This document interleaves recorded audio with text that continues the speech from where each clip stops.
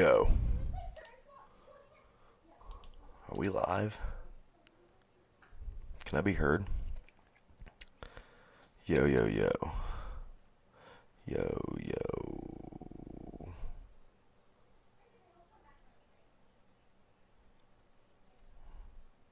Okay. Are we live or am I tripping? I think we're live. Let me pull up the stream here on my end.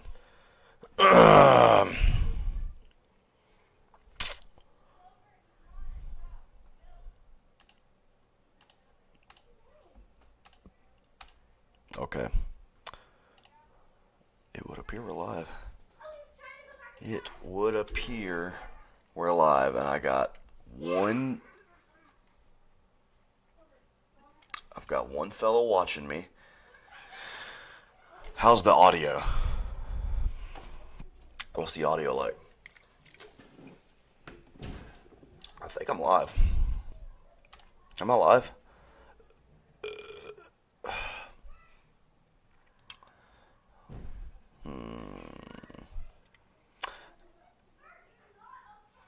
Now, what is the visual like? Because for some reason on my end, it looks like on OBS it looks good, but on YouTube it looks choppy. Let me look.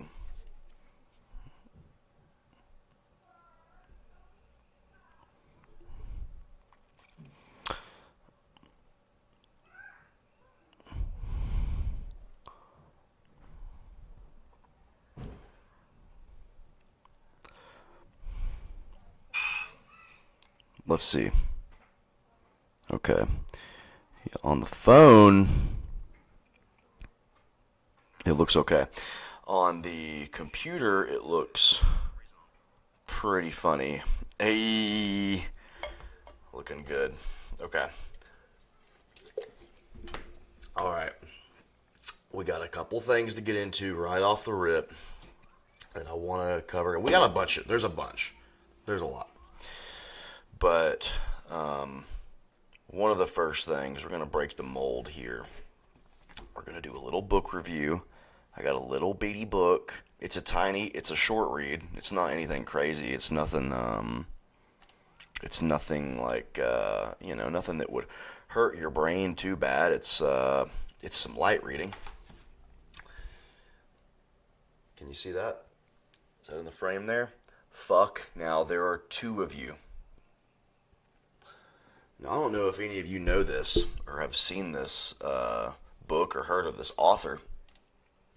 This is Adam Mansbach, and it's illustrated by Owen Brosman. Now, I had to Google Mansbach, and I'm going to be showing you his some of his stuff up here. I had to Google Mansbach because the name stuck out. Something about the name. Was it Mans? Was it Bach? Which part of the name do you think stuck out like a sore thumb? Let's see. Or was it the combination? Was it the mixture of the two? Did the just the absolute, I mean, what would you even call it? The mixture of these two names, Mans and Bach. Something about it got me. So we're gonna pull up. You know what? I don't have it pulled up. So bear with me here. Give me a second.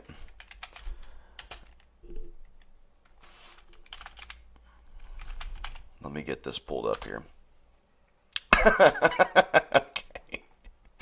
As soon as you pull them up, it's good. It's right off the rip. Okay, that's it right there, I think. Okay, you can see this guy? Can you guys see this guy? Okay. When you first pull him up, it's pretty alarming. It's pretty shocking. I was like, whoa! And all my suspicions were confirmed. immediately. I mean, it was like snap. It was crazy style how quickly everything just came into view. So if you go to his Wikipedia, Adam Mansbach is an American author. He has previously been a visiting professor of literature at Rutgers University, Camden, with their New Voices Visiting Writers program. Excuse me. So right off the rip, some very good accolades. But you get a little lower, and then this is where the good actually starts to really shine through. He really comes through with this. We've got here, Mansbach wrote the children's book for adults, Go the Fuck to Sleep, parodying bedtime stories. Now, if you don't know, fuck, now there are two of you, this is a follow-up to Go the Fuck to Sleep. And I don't know if you remember, I think there was a video of Snoop Dogg reading Go the Fuck to Sleep, or did Snoop Dogg have his own child's book that he wrote? Or actually, wait, I should just search Go the Fuck to Sleep.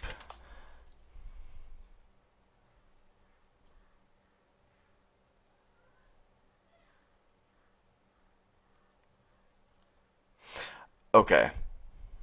So see, there's some kind of relation here. I don't know what it was, whether it was a video of Snoop Dogg reading it or what have you. But see, the second thing is a post on Facebook by Krista Coulter Scott, funniest children's book since Snoop Dogg's Go the Fuck to Sleep. Now it's obviously not his book. Snoop Dogg's never written anything in his life. I don't think he ever even wrote any of his music. It just came off the top of his head. We don't actually know if he can write. But we do know that there is some odd connection between Snoop Dogg and this book, or maybe, like I said, maybe he read it. Maybe there was a video of him reading it, something like that. Either way, this is horrendous. This is god awful. And if you are consuming this, God help you. This is like millennial puke. This is like everything that embodies the millennial ethos is this book. And I mean, I don't want to speak too harshly on a downtrodden people. We're going to call them Drewish. I don't know if you've seen Spaceballs, but Spaceballs really hit the nail on the head with Drewish. It was crazy. But the Drewish people, the kind of stuff they put out, the kind of media that you all know and love, from movies to music to really every form of art out there, they have a way of doing something that is truly unique. But with guys like this, I mean, it's the cherry on the top of the cake, really. Before I get too carried away into Drewish media, just to kind of give a cover of this guy, you go over some of his works. Here we have one of his first books, Angry Black White Boy. Now, if you bring up Angry Black White Boy, it doesn't have a Wikipedia page. So we're going to go here. Okay, Angry Black White Boy is a satirical novel by Adam Mansbach about Macon de Tournai, a white suburban youth who adopts black culture and identity. Now, it says a white suburban youth, okay? I want you to remember that, okay? He's a white boy, okay? He adopts black culture. but it leads him to commit racially motivated crimes in New York City, sparking a manhunt and a media frenzy as he becomes a symbol for racial politics. And you see what's highlighted. You see that. I mean, need I say more? We're not trying to get the first stream taken down, okay? We don't want to get too crazy, okay? So we're gonna say Drewish for, and we're gonna highlight for, okay? We'll just have a stream where I don't say anything. We won't even say words. We won't even use words anymore. We'll just kills. We'll throw in. Well, I can't even say. Oh my God, you can't even say KILLS. You got to say unalives. Fuck, man, this is gonna be brutal. Okay. Anyway, yeah. So remember that. Remember, white suburban youth. Okay.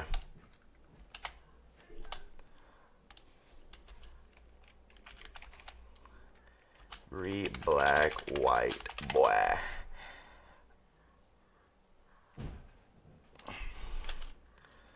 Jewish.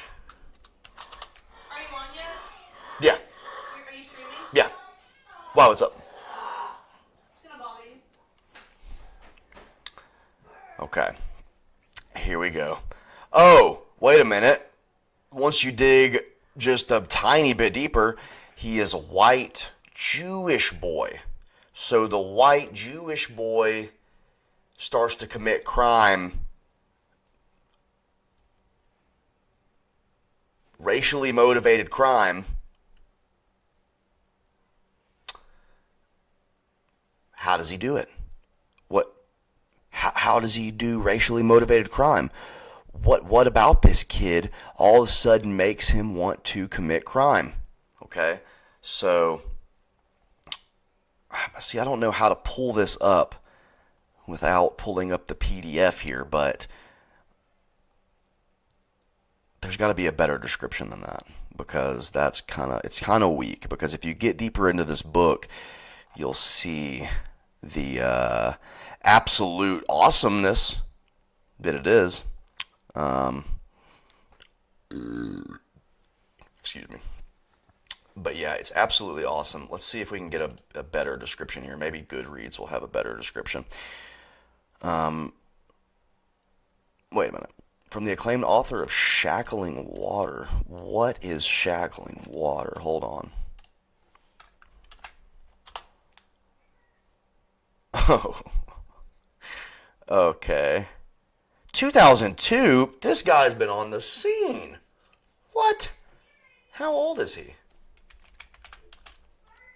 What the hell? How old is this cat? 49? 2002? What the hell? Okay, well, I only recently heard of him, so that's my bad. I should have known about him since I was in the womb. Did he have anything in '96? Okay, we're getting too off the beaten path, but let's just see real quick what Shackling Water is about. Explores the life of Lateef James Pearson, a talented young saxophonist, black, as he moves to Harlem, black, and attempts to apprentice himself to a jazz idol. It is known for its jazz and hip-hop influenced lyrical style focused on themes of artistry, mentorship, and navigating the music scene. Let's just type in real quick, racial component. Oh.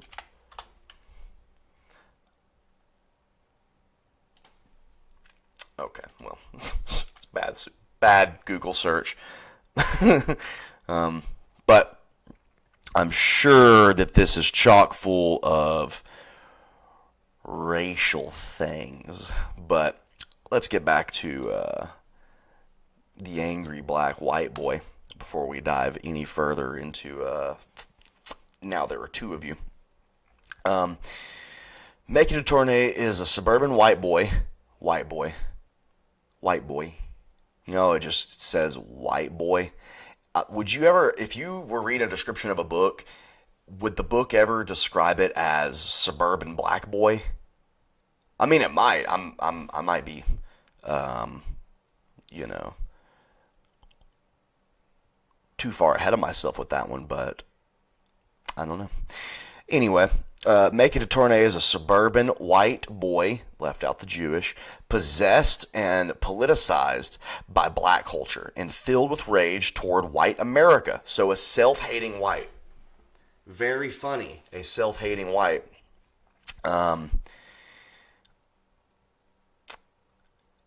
It doesn't say Jewish. Druish. Oh, man. See, this is going to be rough.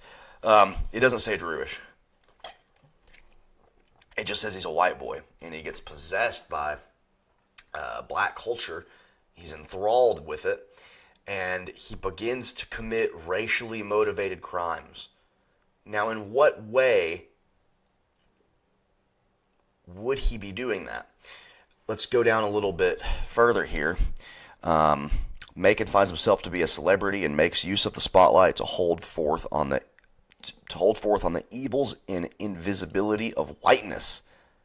The invisibility of whiteness.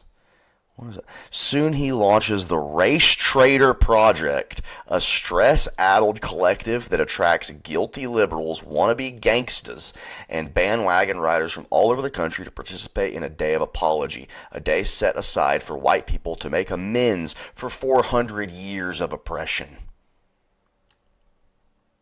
See, I haven't even read this. I mean, Goodreads has the best description. You couldn't ask an AI to write a better description than this, and it was probably written with AI, but this is before that time. But anyway, and see, this is 2005. This book was published. So if you just think about the trickle down effect of this kind of media, just from 2005 and way before. I mean, you could probably find these kind of books all the way back to the like right at the beginning of or right at the end rather of the civil rights movement. Or actually probably before. I mean, you could probably find books like this from 100 years ago. There's a couple that come to the top of my head, but I'm not going to mention. But yeah, it's pretty crazy that this kind of stuff is just, I mean, it's just out there. It's in the ether, and it's, you could find this on the shelf at every Books A Million and Barnes & Noble out there. I'm sure of it. But either way, let's see some of his other works. He wrote a San Francisco Chronicle Best Book of 2005. Oh, wait, that's Angry Black White Boy. Okay, sorry. The End of the Drews, for which he won the California Book Award for Fiction in 2008. So what is The End of the Drews? It doesn't have a Wikipedia page.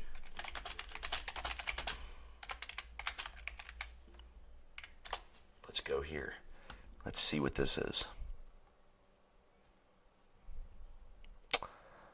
Wow. Let's hit up Goodreads on that one, because I know it's going to give us a enthralling description.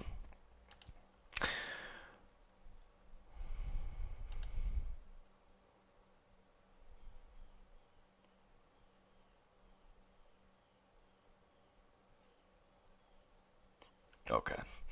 This is already starting off real good, so I'm just going to shrink myself a little bit here, get myself right under the description.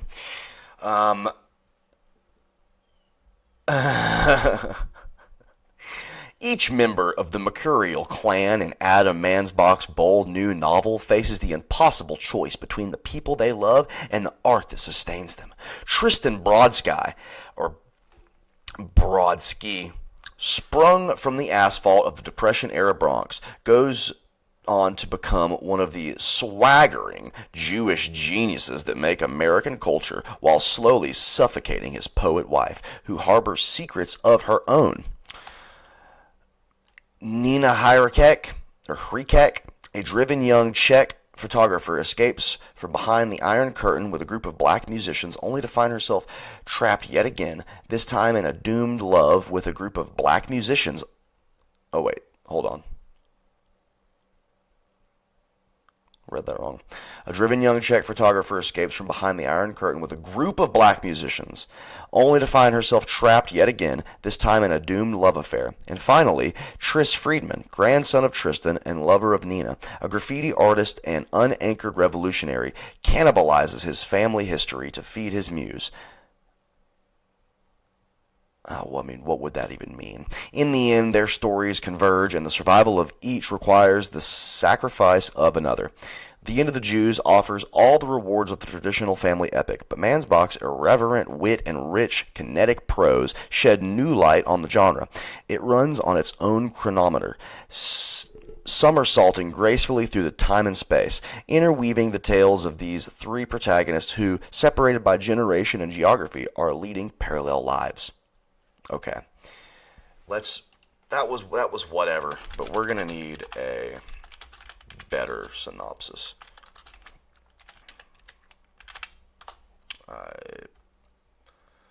Okay, here we go. Thank you, Google AI. Let's see here. Yeah, depression, era, blah, blah, blah. I mean, I really want to see the meat of this, but I guess we can't do that without buying the book and reviewing the book.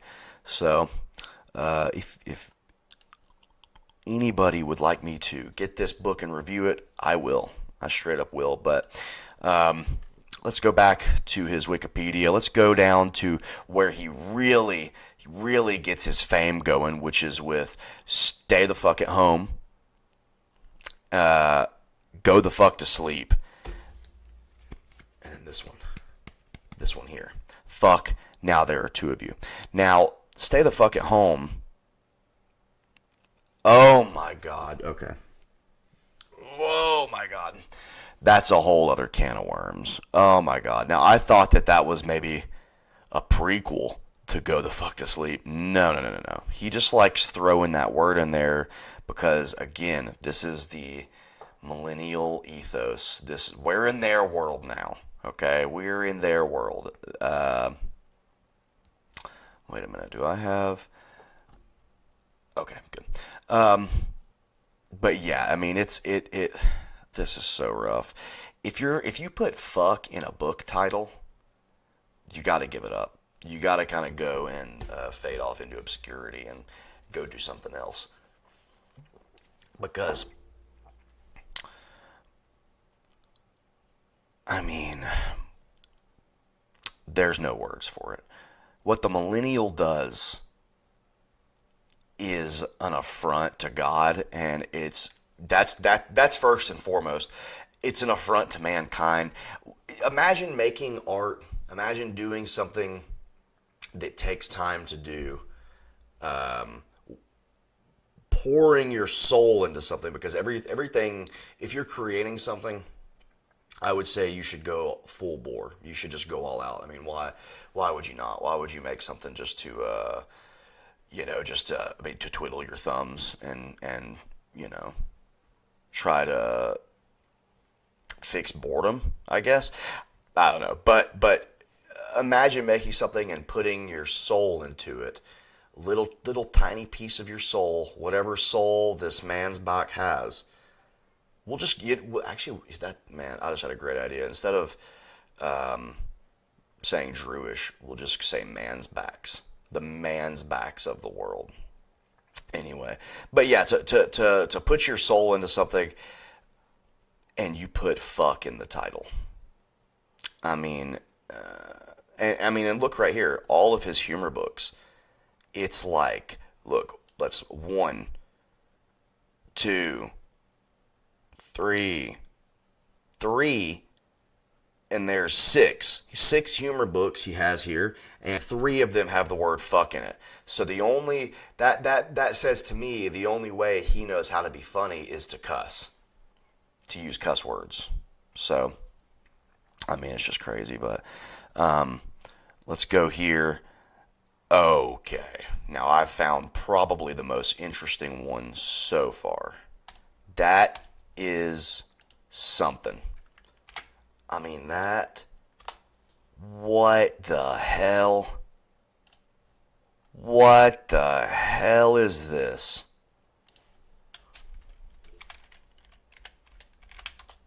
What? Oh, man.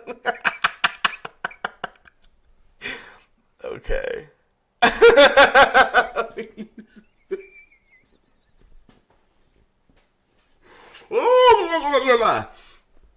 All right. I'm done. I could end the stream right here. I mean, this is good. Oh my God, man. Oh, that's too good.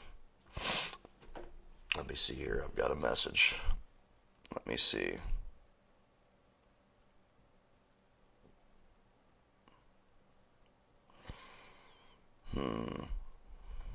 Is it too dark? Is my face too dark? Can I, maybe I can up this light some. Let's see. If I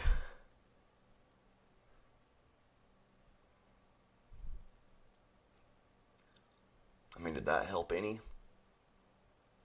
Damn. Okay. Well, if the stream's dark, my apologies. I'm going to get it all going within the next few weeks, and my face will be lit up. Now, a satirical novel about Lynn Braunstein.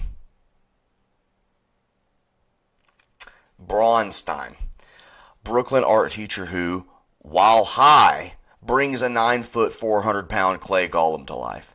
Now, if you guys don't know what a golem is, if anybody doesn't know what a golem is, and I would go off the AI overview. I mean, I did on this, but if you can, at all costs, avoid the AI overview, because it just, and I'm not like a super anti-AI guy or anything like that, but the AI overview is just, it lies.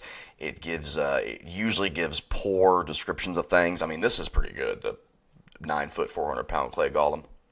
That's probably correct, and probably don't need to look too much into that. But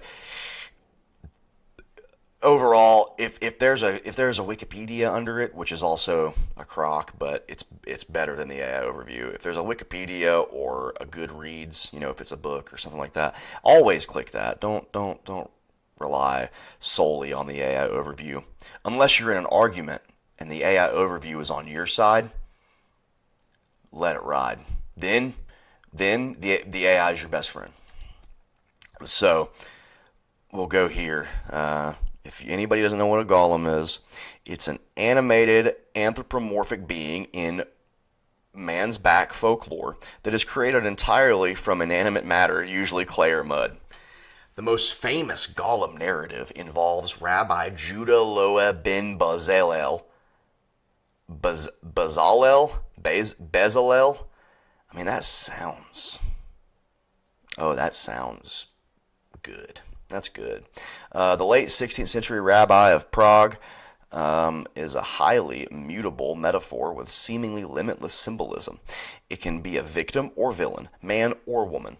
I mean, in any context, is a golem really a villain? If it's a clay statue, and you bring it to life with man's Bacchian magic, is the golem evil, or is the man's back evil? I'll let you decide. So, I think any golem, any piece of mud would be more in a victim status if it was possessed by man's back demons. But again, I'll let you decide that. But yeah, so Adam Mansbach, lot of works here, lot of good stuff. He has a screenplay of something called Barry. The plot, 20-year-old Barack. Okay. So this gets deeper than I ever thought. So he wrote the screenplay for this? I mean, really?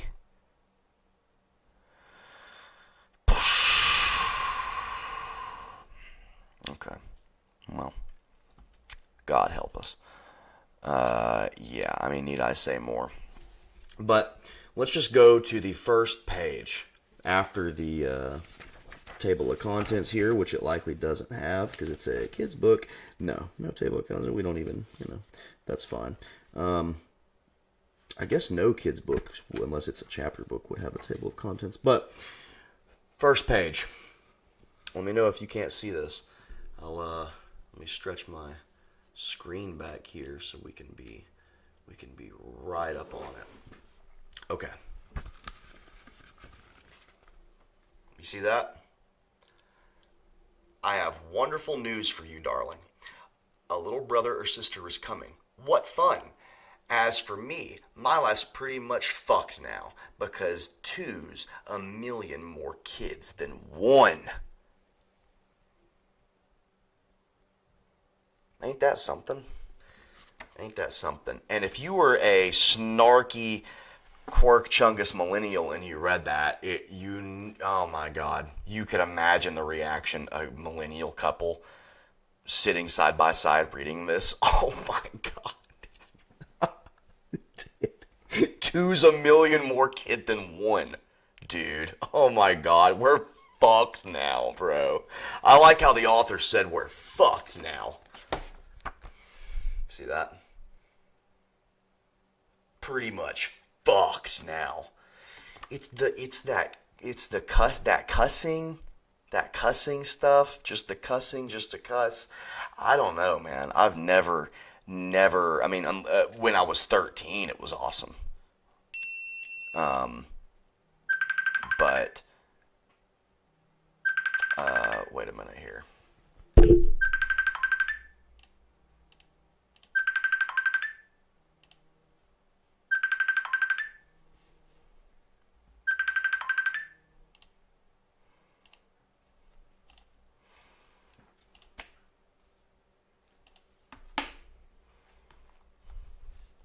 Hang on a second here. I gotta pause this.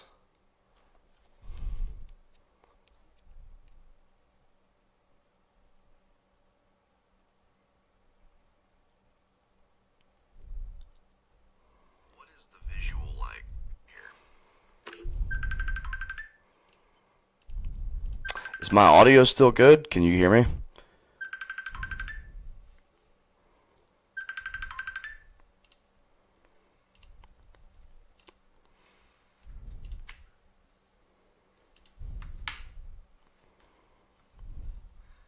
A second here. I gotta pause this.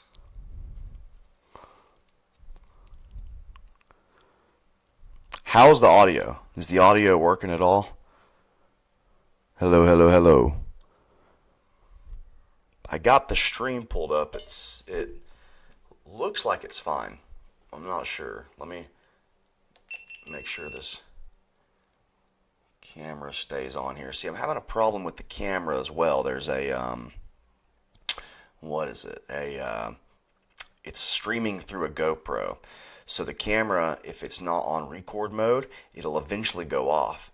But what's weird is it was just recording. And now it says it's not. So I wonder if... Okay. Either way.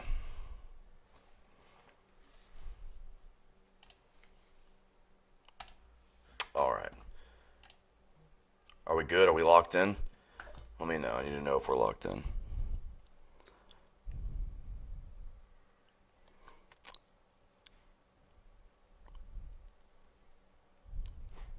Hang on. I have ground correspondence. I've got people doing the legwork, letting me know if the stream is good or not. So this is a professional thing going here. This is a real show, guys. Okay? This is real. I'm going to be doing this with any luck a couple times a week, but probably once a week. That's what I'll promise once a week. I can't promise more than that, but once a week I'll be doing this, and I'll be chopping it up into smaller segments to post as videos on their own. But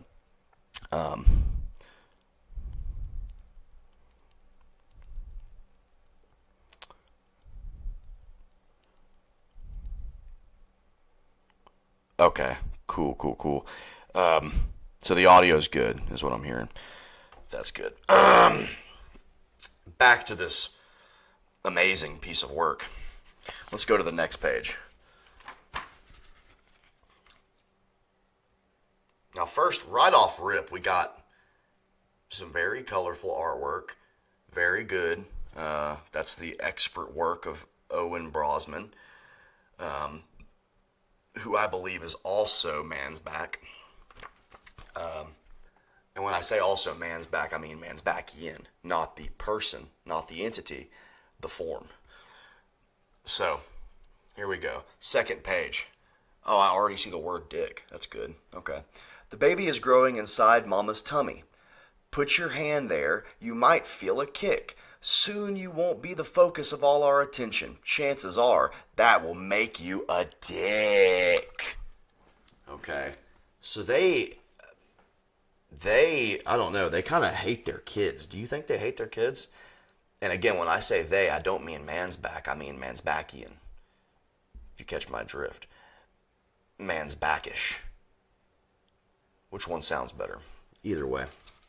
So, yeah, it's pretty funny to write about parenthood like it's a silly, mean joke. That's pretty funny. Two man's backs. But I don't know. I feel like if you have more than a 90 IQ, that this stuff is heinous and should never be published and should not see the light of day. It should be put in a small box and put out onto the sea. And I mean the book, not Man's Back. So, third page.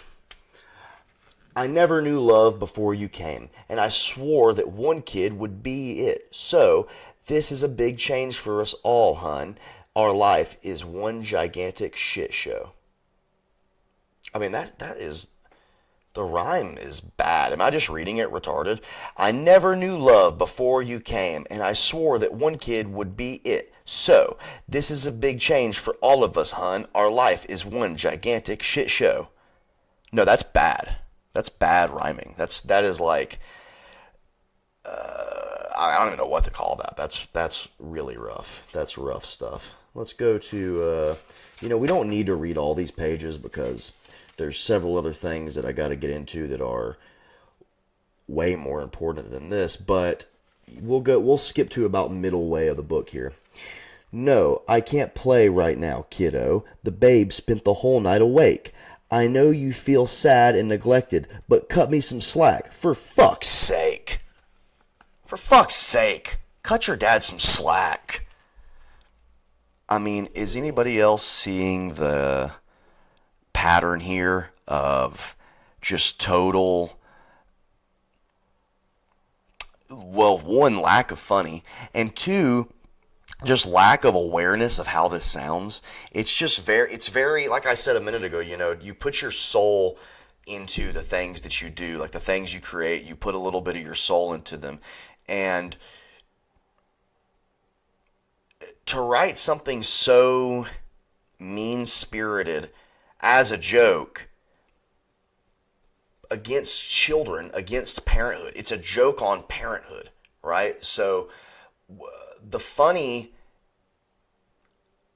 it's just odd. Like, where is the funny in the perspective this book is speaking from of just making fun of parenthood in a very shitty way? Like, it's like, and it's miserable, and this also encapsulates the Man's Back mind, right? The Man's Back mind is very, why, the slightest inconvenience, woe is me. That's just, that's their whole gig. Their whole gig is woe is me, woe is me. And I get it. We all get into a little bit of woe is me. But when your whole everything is woe is me, all of it, whole thing, it just is, it's just unbecoming of a person. And then to write something where it's woe is me about children, is very disturbing. Very disturbing stuff. So let's go here. Let's go to another one. Oh, wow. So now you're an infant again? You're watching the baby and following suit? I don't know how to break this to you, love, but that shit is not fucking cute. Yeah, you're piece of shit little baby. You piece of shit scumbag. You're age regressing because there's a tiny little baby now running around, so now you got a color on the walls? You piece of fucking shit. God, I hate having kids. That's what this whole thing is, and it's like if you're a millennial and you're reading this, and now I'm on the last year end of millennial. I was born in '96. I'm on the last little cuff. I'm the what would the word be? I'm on the edge. I'm on the edge of millennial, right? I can't claim Gen Z. It just, the years don't fall right. I guess it depends on what stupid calendar you look at. But yeah, I'm the last guard of the millennials. I'll be the last one at the gate. When you come for the millennials to kill them all, I'll be the last one. And I'll beg to not be killed, and I'll present this as a case, and I'll explain to the pursuers that I don't think this is funny. And maybe they'll spare me. But I doubt it because of how egregious and how just the bad rap that we've given ourselves. They'll probably take me out too. I probably won't even be able to make a defense, and that's fine. But here we go, next page. Looking back, with just you, it was easy to do stuff without a big uproar. Now the simplest outgoing's a grueling ordeal. What the fuck did we sign ourselves up for? So it's like mandated. He's got to say fuck on every page. I just noticed something on the screen here. 1 second. I just noticed. Okay, I was wrong about the Snoop Dogg thing with the. Well, no, maybe I wasn't. His book, Stay the Fuck at Home, it was written to support awareness of C19, if you catch my drift, and self-isolation measures, and it was called Stay the Fuck at Home. So we know what side of the fence this guy's on, right? If you went outside during C19, yeah, he has a whole book about you. That book was written or was read on Jimmy Kimmel Live by Samuel Jackson. So Samuel L. Jackson, you know, they love tossing that guy around. He's like the him and Snoop Dogg and Shaq, they're like, I mean, you want to call them token, but they transcend tokenism. They're something else. They're like a golem or something. So yeah, let's just go a little further here. Okay, about the baby sleeping. Okay, I'm sure this is going to be some nightmare-riddled stuff. You're so loving and sweet with the baby, snuggled in bed, side by side. It makes me wish I could forget your attempts at motherfucking fratricide. I mean, dude, what is this? What? I didn't even read over this whole thing. I skimmed a couple pages. I think somebody got it for us for Christmas or something like that. You know, I apologize if you're watching this, if you're the one that got me this, but this ain't it. This is the worst kind of humor out there. I err on the side of caution to even call it humor. I mean, this is something entirely different. I mean, I don't even know what you would call this kind of thing. But if anybody doesn't know what fratricide is, I'll pull you up a little definition here so we can see together, so you can understand the mind of this Mansbackian man, Adam Mansbach. Fratricide, okay? Killing of one's brother or sister. All right? So, that's his funny joke in this book, is the, you know,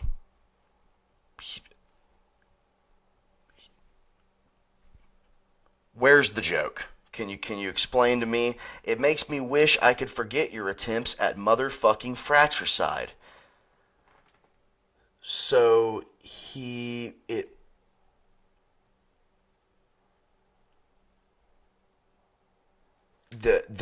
other kid, the older kid, is in bed with the baby, and the dad is wishing he could forget when the older one tried to kill the little one. I mean, I understand what it's saying here, but it's just funny coming from a man's back. And then starting it off with motherfucking fratricide. All bad. All bad. Throw the whole thing away for that. And also, before I get too in the weeds on this, let's go back and let's just observe some of this art, because this art is something to behold. Okay. Let me see if I can hold this up here. Yeah, okay. Check that out. First little family, Hispanic family. Okay. Let's go over. Now, that looks like a white kid and a mom, right? Okay. White dad, black mom, mixed son. That's, it's whatever, okay? Is there any wholly white families in this? Like wholly white, like the whole family is white? Let's see. That looks, what's that look like, guys? That look Latino? That's Latino, right? Okay. Let's see. Oh, wait a minute. We got what is that? That's a black dad. And that's a Asian-ish looking kid thing. And then that's a black child. And then wait a minute. Who's asleep at the wheel? The other dad? The two dads? The white dad and the black dad raising their adopted kids? That's something. And it's good. That's what it is. It's good. Let's go a little further here. We have, okay, all black family. That's good. That's what I like to see. And I'm not being satirical. I truly believe that,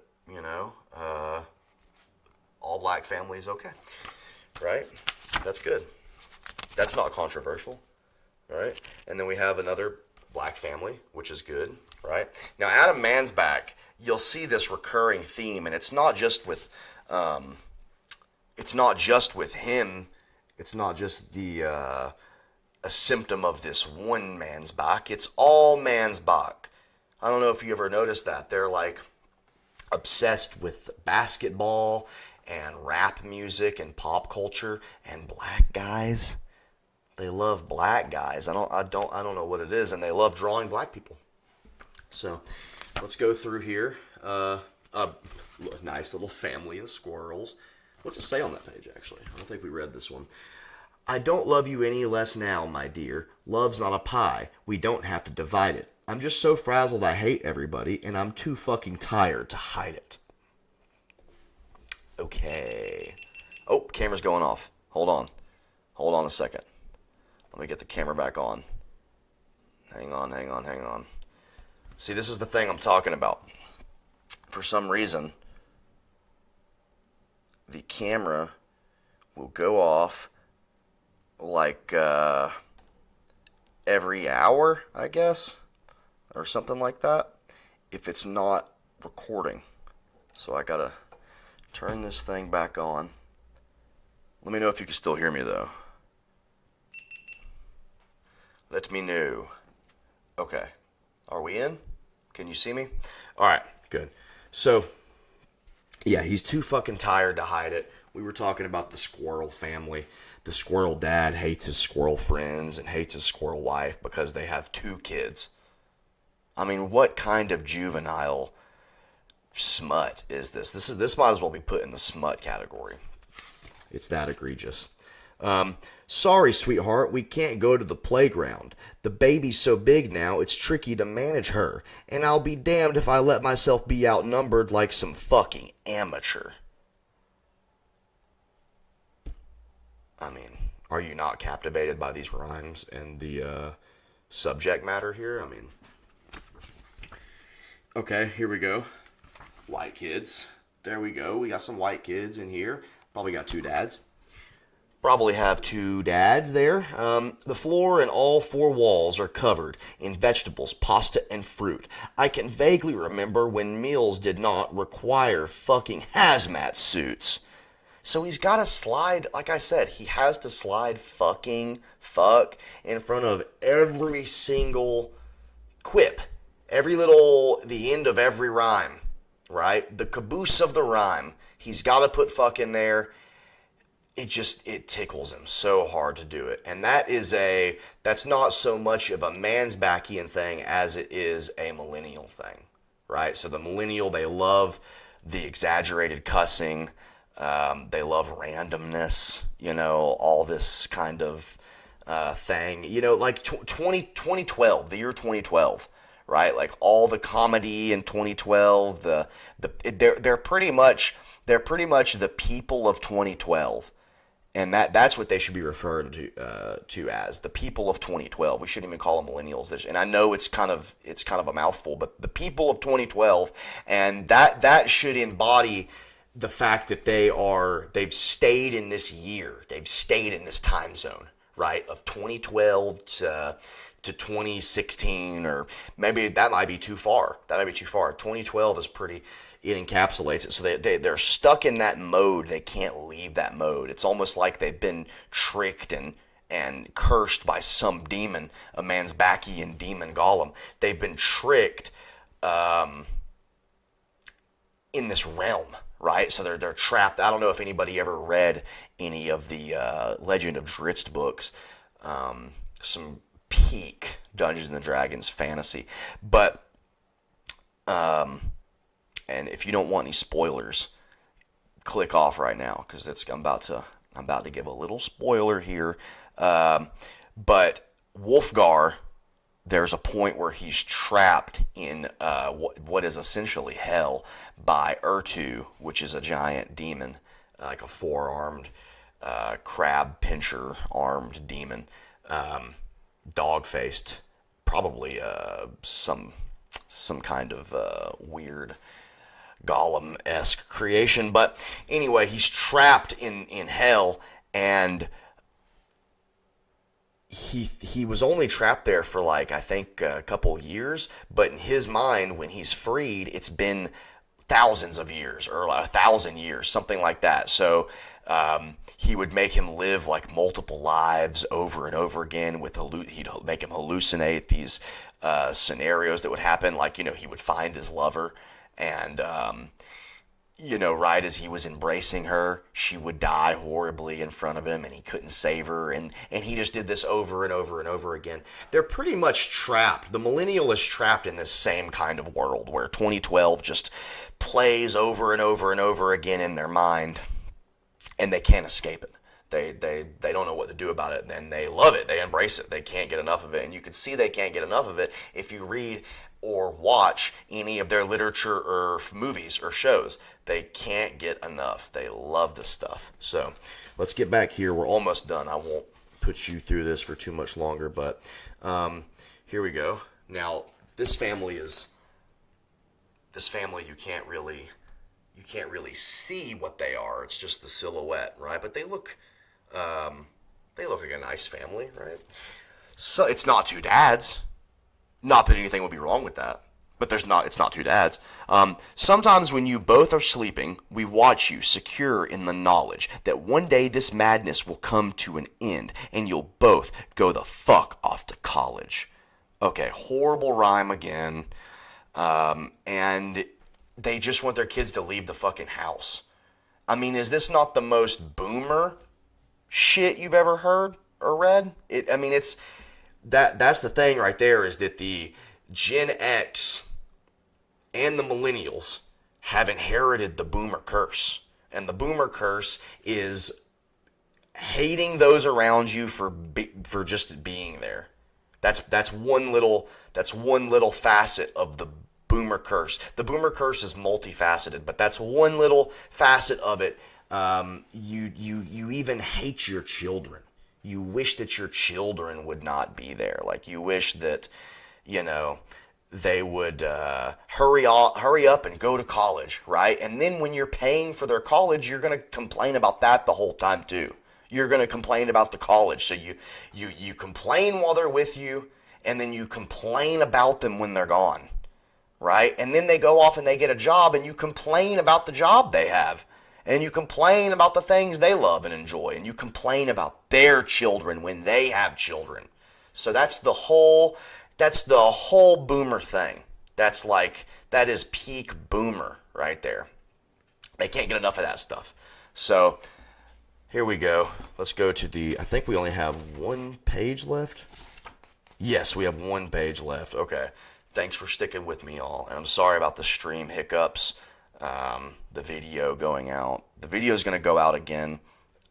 It'll be right back. It's no biggie. Okay, the audio is still here. When the video goes out, we still got the audio. You can still hear my luscious voice. It's not going to go away, so you'll know the stream is still going, right? Okay, so here we go. At 2 in the morning, it hits me. My heart thumps. Rat-a-tat-tat. Now, can you see that there? You see that nice work of the parents scared in their bed? At 2 in the morning, it hits me. My heart thumps a rat-a-tat-tat. If you two are going to college, how the fuck are we paying for that? How the fuck are we paying for that? See? I predicted it.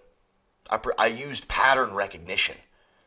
And I predicted that with the next page, or maybe not the next page, but the overall tone of that last page was going to lead to some other complaint about you even after you're out of the house. So you go to college and they're complaining about you being gone, right? And then thank the Lord, Jesus Christ, that we're at the end there, right? So go get fuck now. There are two of you. Go the fuck to sleep. Go buy it on Amazon. They're great reads. Read them to your kids. Fuck it. Read them to your kids. Let your kid know that, hey, you got to get the fuck out of here, buddy. Let your kid know that. That's got to be. It'll probably help them in life somehow. I don't know. Or maybe it'll make them hate you and they'll resent you and they'll never want to be around you again, which would be your wishes granted, right? So, yeah, and there's no good way to segue into something else from that. So, I'm just going to have to put it on you like it was put on me. Let's get the, they're going crazy in the tank right now. Sorry, I got Fishtank going. A little bit of Fishtank on here. And it's pretty silly looking. Could you hear the Fishtank stream, by the way, just then? Probably not. I don't think I have the desktop audio up, but either way, you see that man here, the man Bashir on the tank right here. Hang on, they're going out of the room, but Bashir, he's the white Japanese wannabe Muslim culture stealing piece of shit traitor with the braids. Real rough guy. Real rough. I put in a super chat to him the other night about his farts, because he farted, and I don't know if he knows this, but because I think he's a fake Muslim, but in Islam, if you fart, Allah will not hear your prayers until you wash your feet and repent. And there's funny stipulations to that as well, because if no one smells the fart or no one hears the fart, it's kind of a hidden fart hadith. If no one smells it or hears it, then it doesn't count. So you're still good with Allah. But if someone hears it or smells it, then you have to go wash your feet and pray. So I asked him if he'd washed his feet, and he said, he shook his head, yes, that he did. Okay, and I was watching the stream, and I don't know how he's going to try to lie in front of 12,000 people. And Allah. But he didn't wash his feet. He didn't. I mean, it was ridiculous. He's a liar, and it's pretty good to see. Honestly, I loved to see it, and I was a little shocked that he actually shook his head. Yes, like yes, I did wash my feet, man. I promise I washed them. That was just kind of crazy. And it was now he was the question was being asked through the TTS, and he was nodding his head. So I don't even know if that was a full yes, but I'm taking it as a yes, and because of that, he's a liar. So before we get into any Fishtank, I'm gonna end the last bit of the stream watching Fishtank with you lovely viewers. But first, there's a couple other things I want to get through here. And we're going to switch over to one of them right now. Let's reload this. Okay, buddy. Let's... Oh, yeah. All right. Let's get this working good here. Let me pull this down. You see, I got a bunch of YouTube or a bunch of Instagram tabs open here, and you're going to see why in just a second. Let me move me over because I'm not the main attraction here anymore. Now we're on to bigger and better things. Let's turn this up. Now, guys, let me know. Message me if you know me and you're watching this, or put in the comments, the YouTube comments, if you can hear the audio on this video. Now, I still have it muted, so I haven't started it yet, but let me just, before I get into this next part, let me go to YouTube and see how the stream health is, because there was a couple hiccups there. Okay. Oh, we're doing good. Okay, I'm like a minute behind from the YouTube to the OBS, but that's fine. It doesn't matter. It's all the same to you guys. So, again, YouTube comment, send me a message, call me if you have to. Let me know what this audio is doing. Okay, I can't play it to its music, so I can't play too much of that. But you know the song.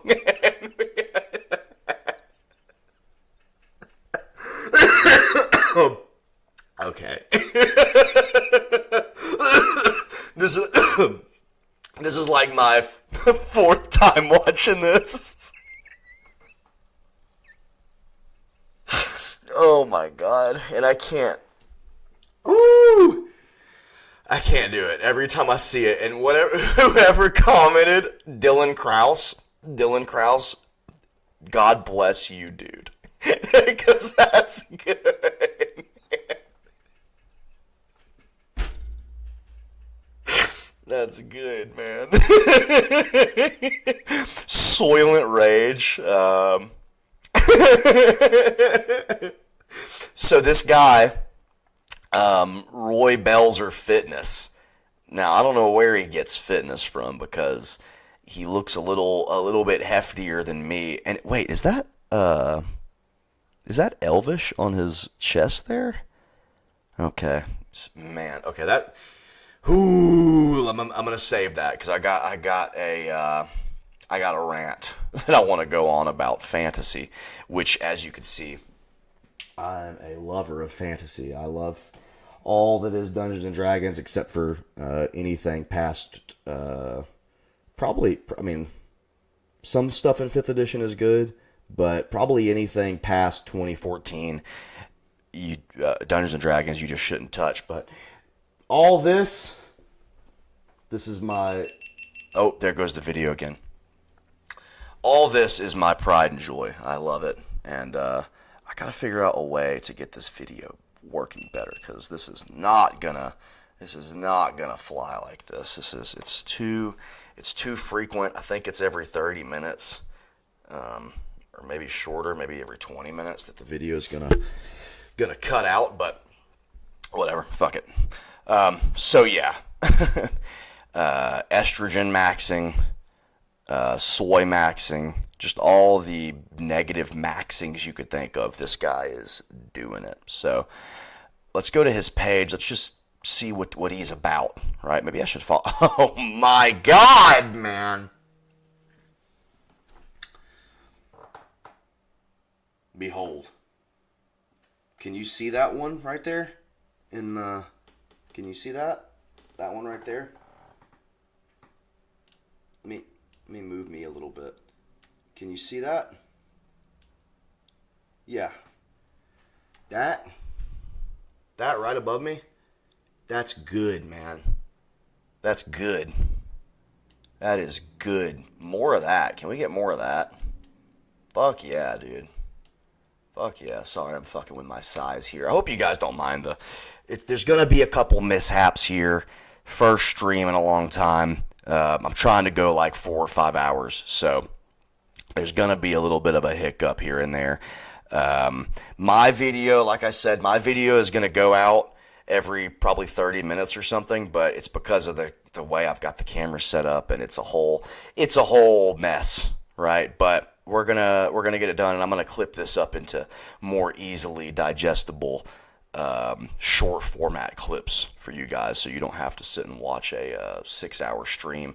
And then once I get a good following on here, I'm going to take my live videos. I'm going to leave them on YouTube for probably I'll probably leave them on YouTube for 2 days or something like that, and then I'm going to transition them over to a Patreon.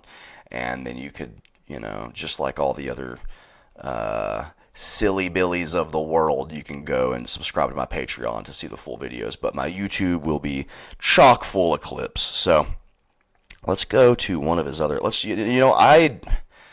Fuck, man. I don't even want to click on this one, but I feel like that's what everybody wants. Yeah. So, okay, let's look at the comments here. I got Kenny asking if Adam wouldn't happen to be a Brazilian.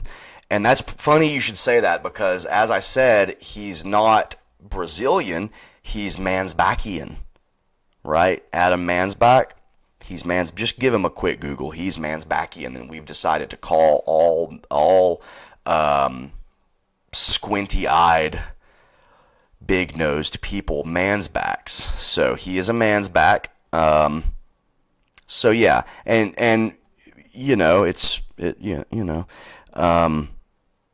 someone else said, I had to expired meat 98. I had to stop Mr. Mansbach once in a separate incident on the train. He was dribbling his kid's head off the floor like a basketball, which he was really good at, but it didn't look good for the kid. That's rough.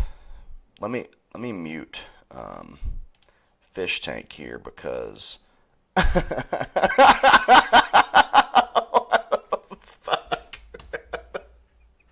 okay, we're going to come back to you, Fishtank.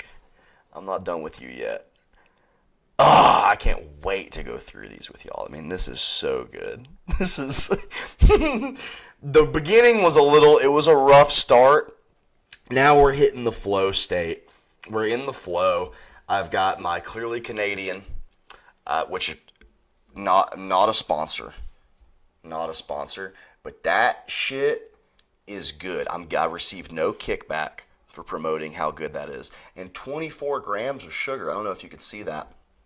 But not bad. Not bad. I'm probably going to kill a couple of these as we proceed. But let's just get into this guy. Ooh.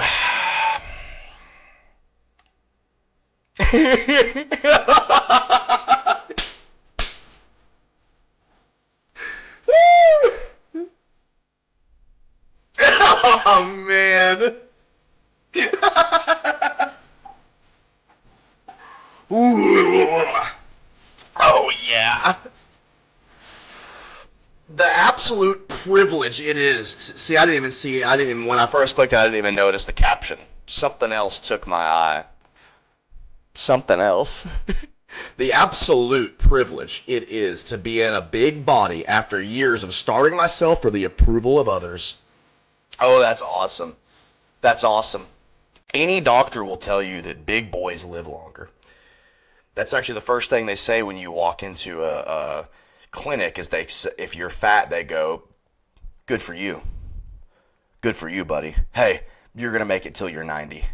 Good for you. You're not going to die at 55 of heart disease. You got it. So let's go down a little bit, and oh man. Okay. See, I don't even know how much of this can even be shown on YouTube. This is, wow. Let's scroll really quickly. Holy. Ayo! Is he a fitness instructor? Am I fucking seeing things? Are you ready to move and feel better in your body? I'm taking on a few new online clients for the spring. DM me to get started on your goals. Whoo!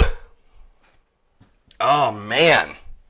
How do people like this exist? I just don't get it, man. And I'm not like saying they should be, hauled off in a large truck or anything like that, but or a small one. But I don't understand it. I mean, I feel like just 20 years ago, when I was 9, I feel like you would never see this. Like even on face. I mean, maybe correct me if I'm wrong. Has it always been this bad? Am I dooming right now? I mean, this is bad, man.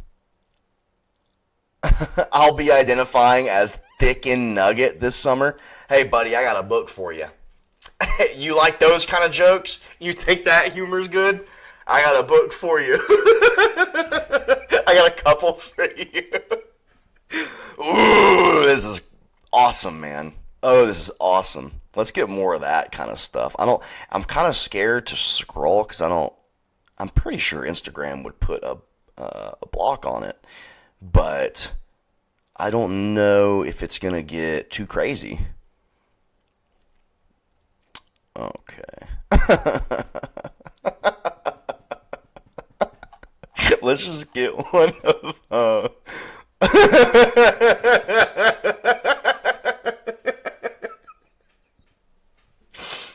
yeah. 10K giveaway? I'm about to hit 10K followers to celebrate. You see how we put in the picture 10K giveaway? It makes it to the money hungry goyim like myself. It makes it immediately look like, oh, he's going to give away $10,000. And I think he knows that. I think that's why he put that in the picture, because he's like, oh, people are just going to say 10K giveaway. You're going to think you're getting some money. No, wrong. I'm about to hit 10K followers. What do you think do we have one of his voice? I'm just going to guess his voice. To celebrate, I'm giving away a free spot to the girls and the okay. On a body empowerment retreat. Rules. Follow me on Instagram. 2. Repost. 3. Tag 2 friends. 4. Enter your email with the top link in my bio. I don't want to imagine him as a normal, like, gay guy. I want him to be, like, kind of slow. So he's kind of got it's not just the fake lisp. It's also has a mental problem. Oh my God. Okay. I mean, yeah, I can't stay on this much longer. This is bad. I just want to see I want to hear his voice. Where is he? In hell? Okay, the music. Fuck, I gotta remember the music. They will ding me for that music. Can we get one of him talking? Oh my God. Whoa, whoa, whoa, whoa, whoa. What's going on with the damn, with some of this man's back stuff? This is crazy.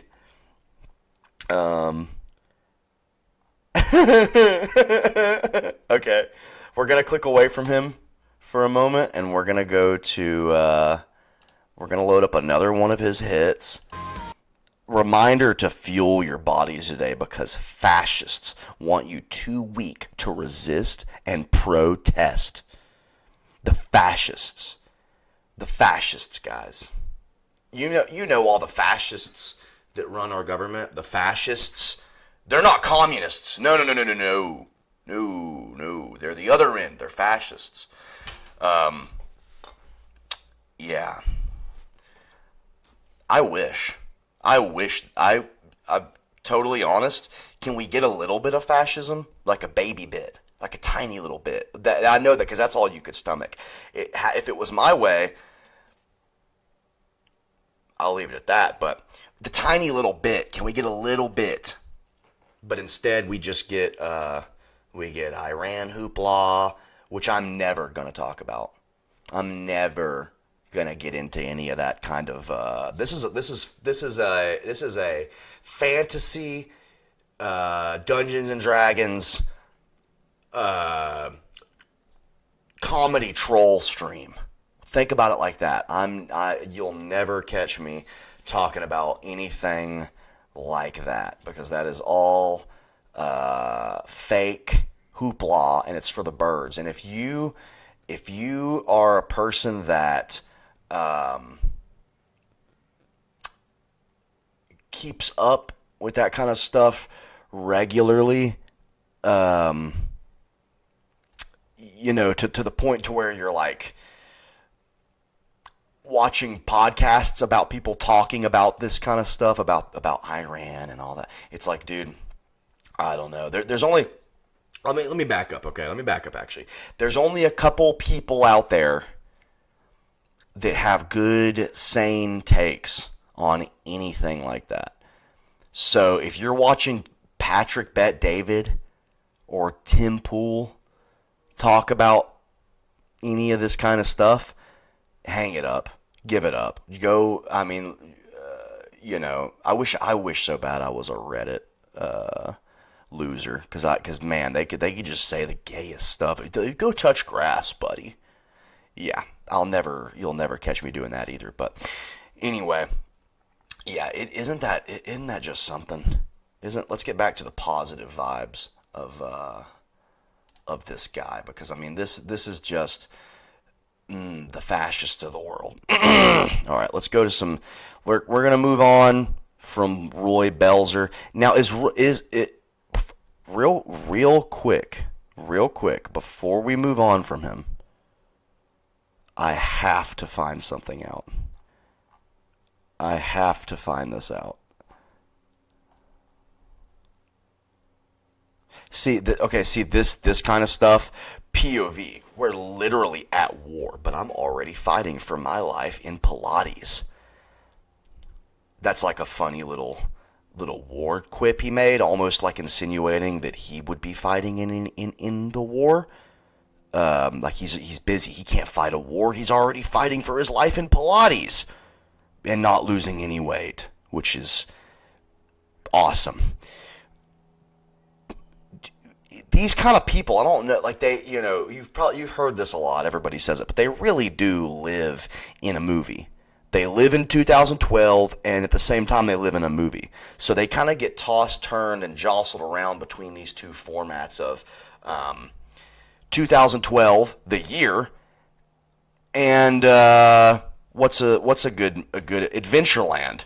They're stuck in the year and in the Adventureland movie all at the same time. And at that same time, they're stuck in Stranger Things.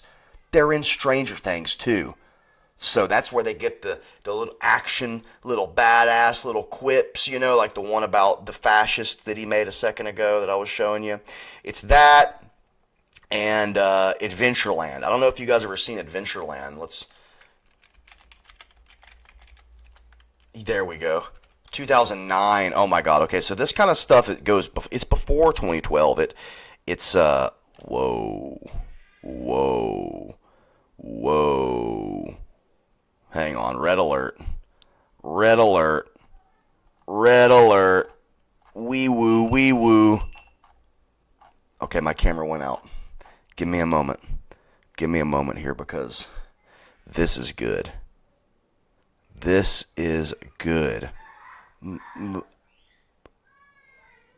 Can we...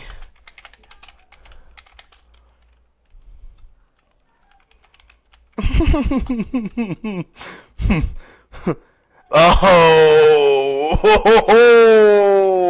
All right. That's good. Okay. All right. So,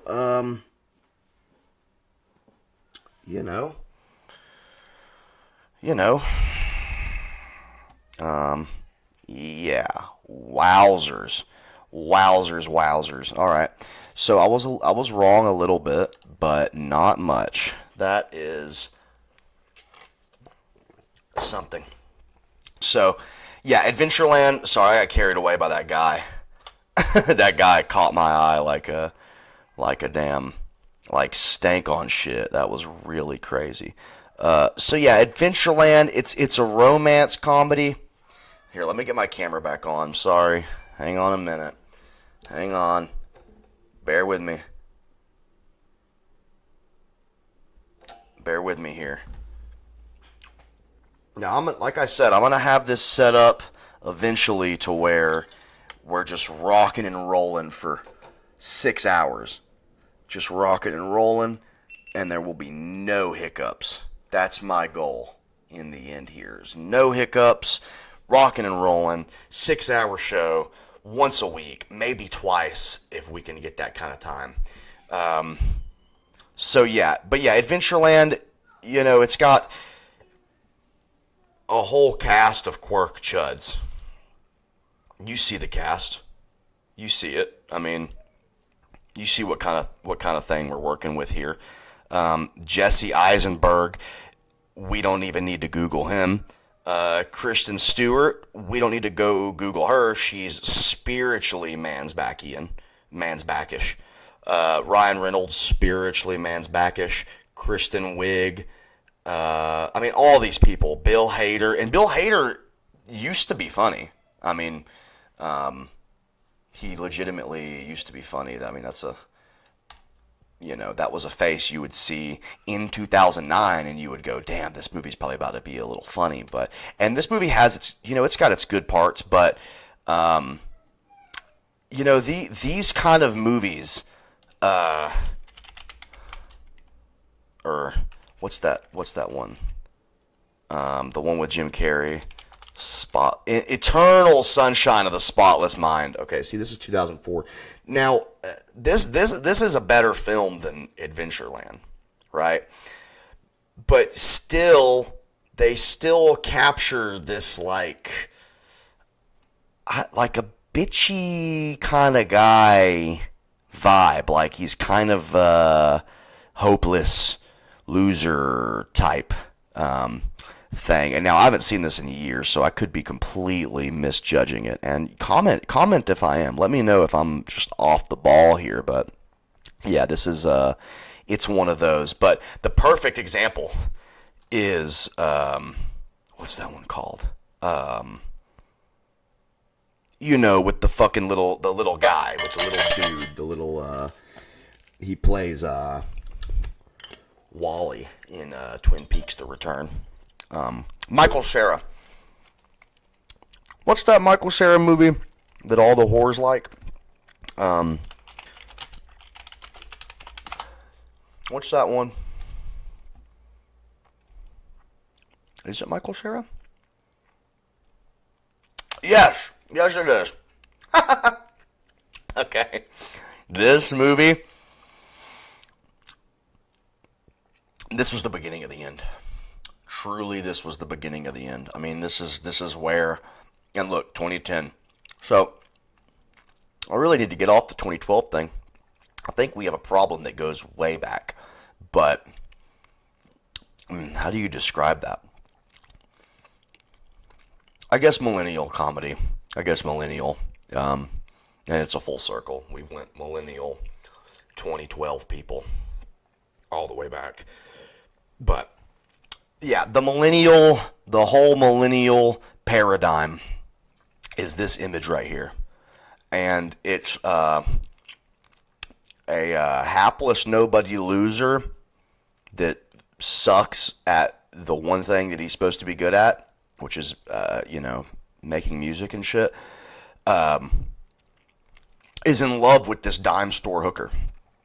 And she's got like fucking 8 boyfriends, 8 prior lovers that she was fucking on.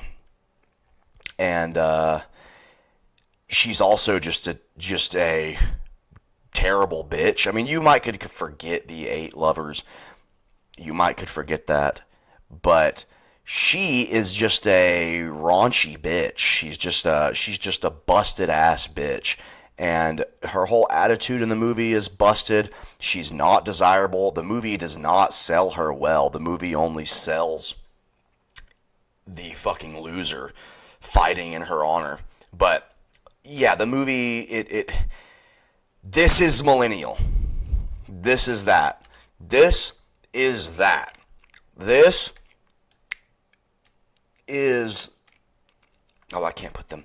Or, well, fuck it. Whatever. I don't need to. But I was trying to put Scott Pilgrim side by side with this. But this is that. This is Scott Pilgrim. He is Scott Pilgrim. If they followed up Scott Pilgrim with a sequel, they would cast Michael Cera. They would recast his character as this guy, as Roy Belzer. So Roy Belzer is Michael Cera.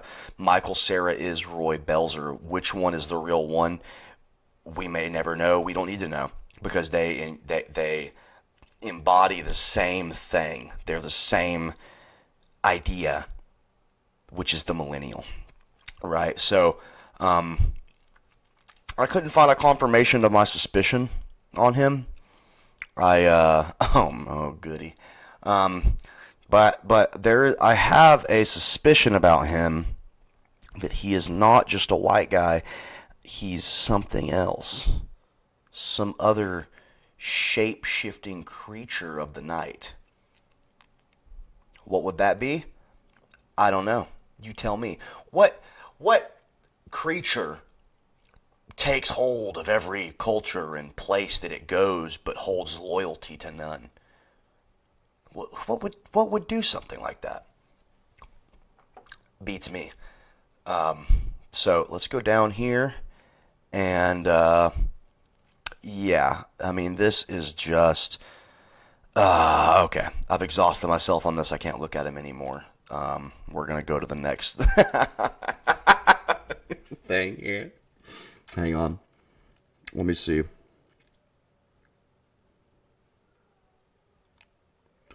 So somebody asked me, Samantha Stout.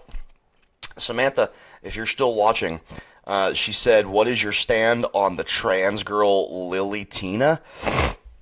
Now, I believe that Lily Tina is the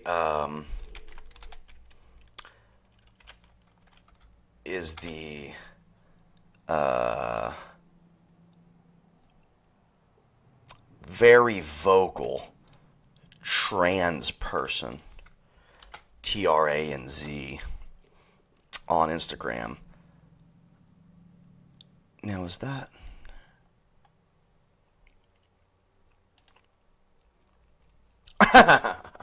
Okay. Now, I don't even want to be getting into this. I mean, this is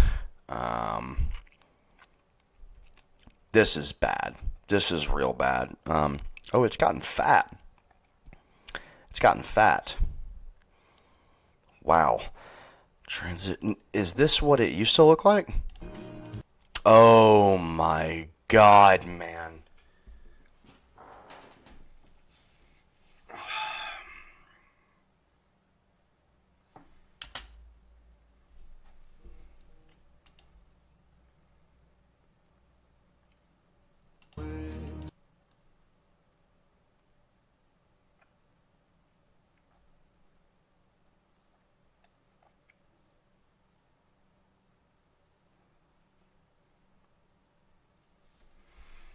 There it begins. There it goes. Holy hell. Holy hell. Oh. All right. All right. All right. All right. Yeah, I absolutely hate this. That's my view on it. I absolutely hate this. This is so bad. And it kind of looked like, in some of those shots there as a fella, looked a little bit like Vsauce, like Michael from Vsauce, who... Wait a minute, that gives me another thought. That gives me another thought.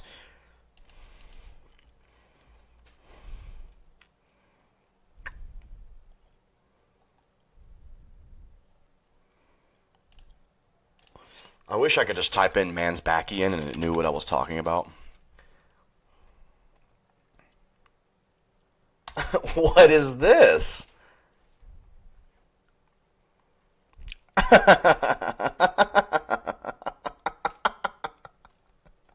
Okay. I think he is. But, alright. Sorry I keep getting lost in these tangents here, but, I mean, this is just deplorable. I mean, he looked better when he was Vsauce. Now it's not Vsauce anymore, it's Lily Tino. So, I guess you better love and respect that.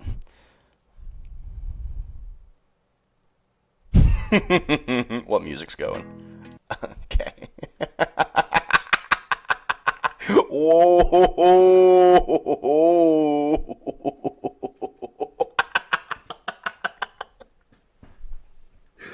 Ah! Okay. Oh, that's a rabbit hole. I can't tackle that. That's too much. I can't do it. So, we're gonna talk about. Okay, I mean they'll probably get me for that, but this guy, man, this big fat guy,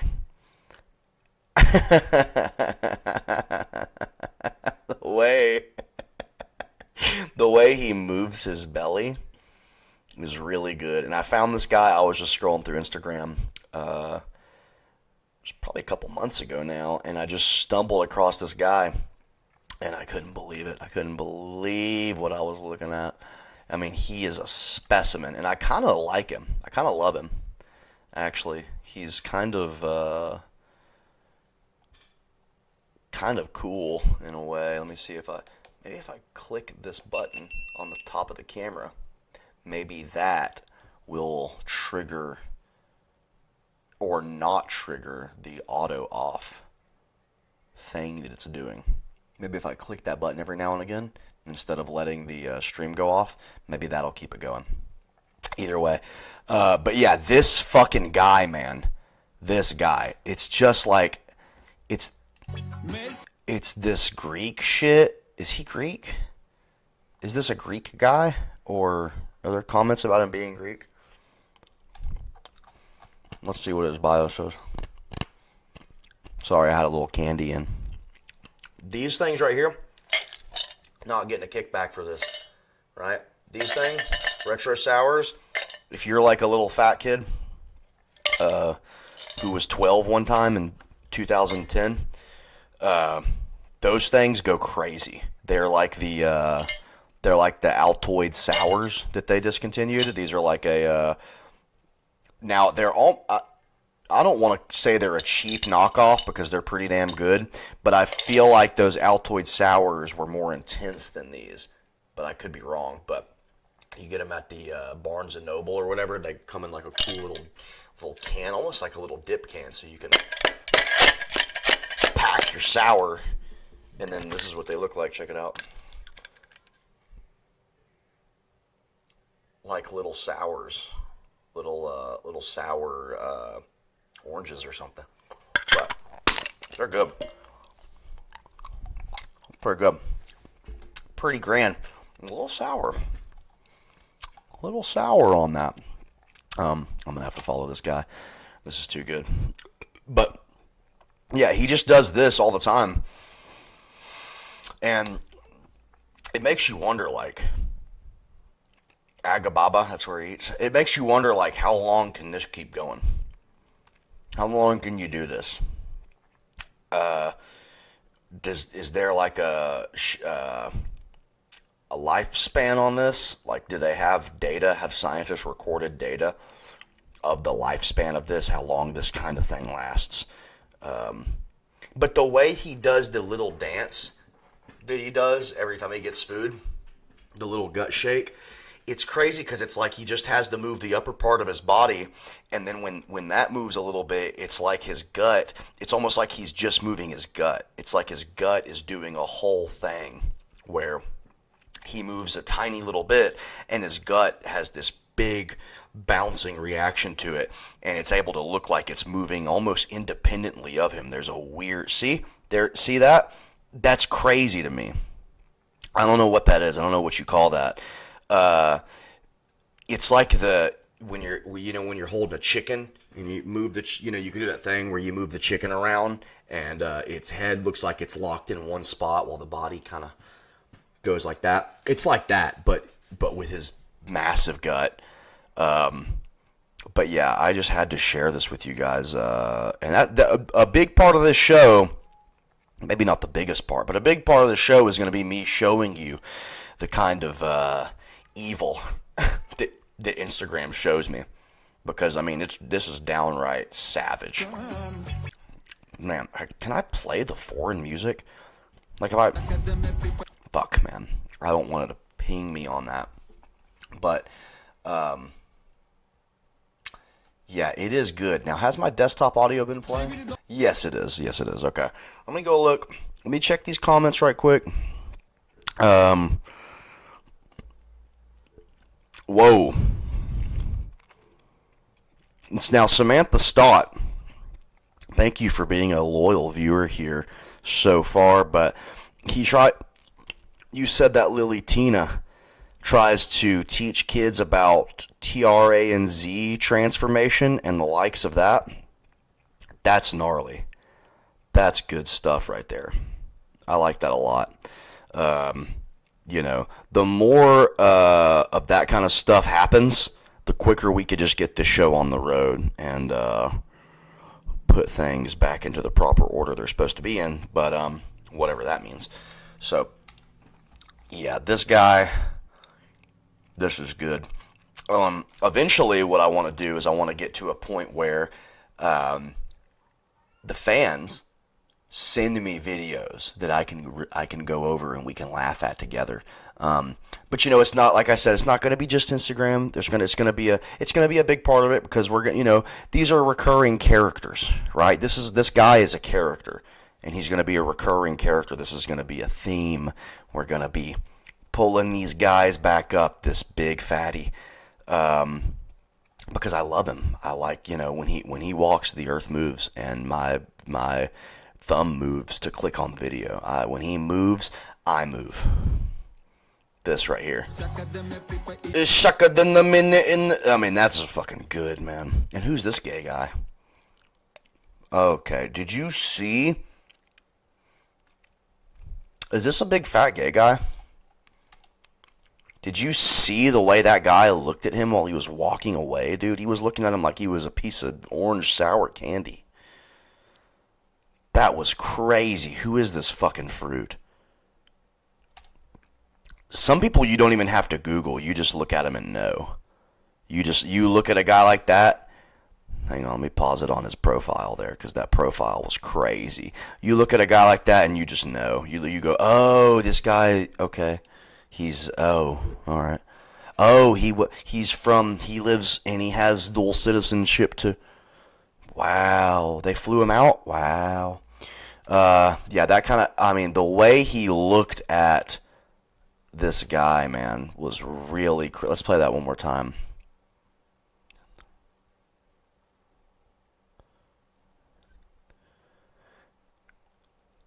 Bro, did you see the... When he's watched him, he did a up and down on him. That was crazy as hell. Yassine should not have let him get up on him like that. I would be terribly afraid if a guy like that was 1 foot behind me. I would be afraid. So he only follows 20 people. Who does he follow though? Okay, wait a minute. Oh!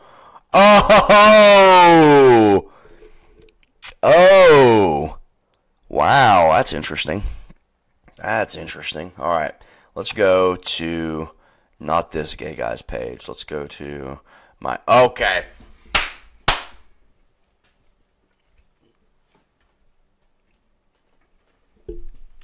This right here, this is delectable.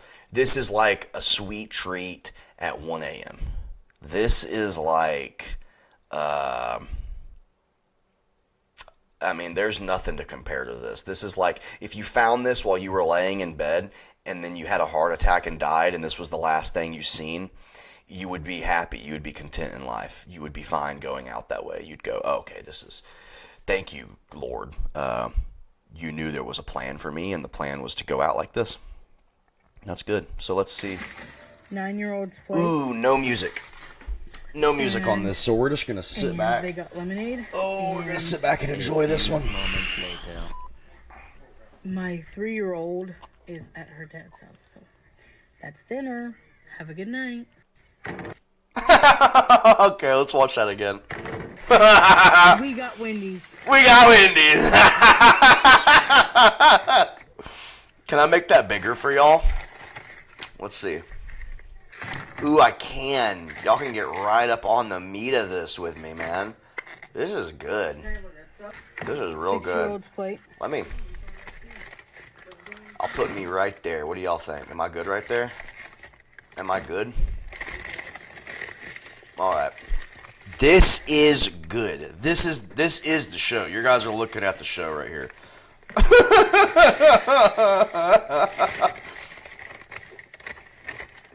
I'm just going to shut up and let Mama talk. Go on, Mama. 9-year-old's plate.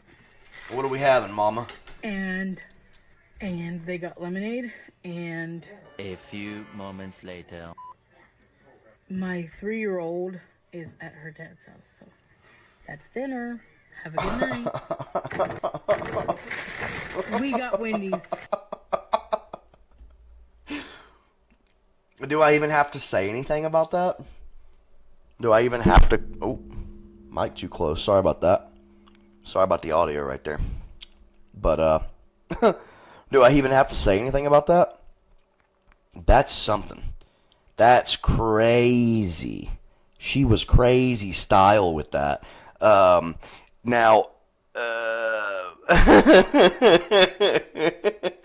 if you guys know any other stuff like this, like if you have any other sweet 1 a.m. treats like this, could you send them my way? Send them my way. I don't know how you do that. I'm I'm on Instagram at RetroDyl. You can send them to me, a little message to me. I will look it over because this is exquisite. This is good. This is the kind of stuff we want to be watching. We want to be tracking these people. The law isn't going to track them, but they should. But since the law isn't going to do it, we're going to do the law's job. And we're going to be the law. We're going to be the Instagram law. We're going to track it. We're going to watch a whole bunch of this hoopla. And a lady, if you could see, if my finger is pointing in the right direction, which I believe it is, if you see a beast like this out on the street, you bow to her and tell her that you owe her everything in this world. Everything in this world you owe to her. The mere fact that you're alive right now is because of her. You got to give it up for these kind of women here. Let me see if I can do this little trick here and make my camera stay on. Okay, that's good. So we're gonna do a little deep dive. All right, quick.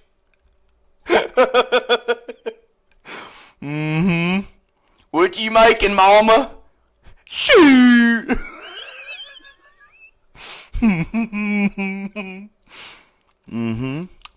Hell, you know I'm cooking it up tonight, boy. Hey, we got we ain't got dinner tonight. I got Wendy's. Y'all want Wendy's?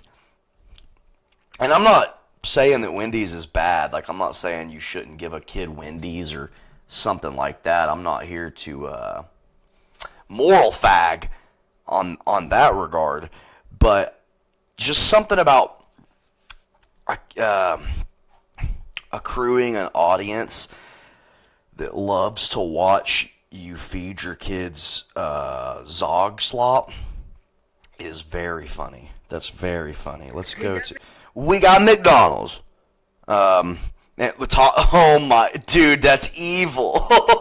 That's an evil comment. Guys, she's 18.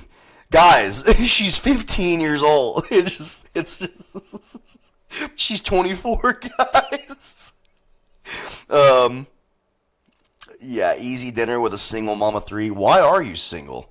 I bet it's the guy's fault. I bet he did something bad, didn't he? McDonald's. My girls got Happy Meals. Do you guys want it in your box or a plate? What? What'd you just say? Which one did I click? We got McDonald's. My girls got Happy Meals.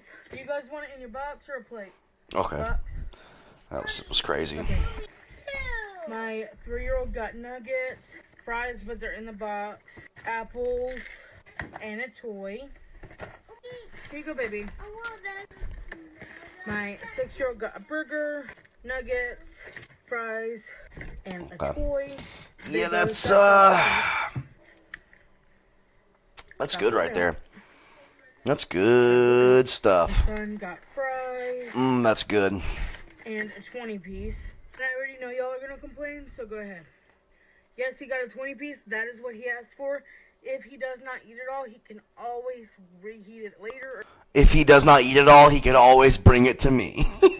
Mama will eat it. So this is my 9-year-old's plate. That's it. Have a good night. Oh, and I got... What'd you get, Mama? Show us what you got, Mama. Ooh, snack wrap and fry. Ooh.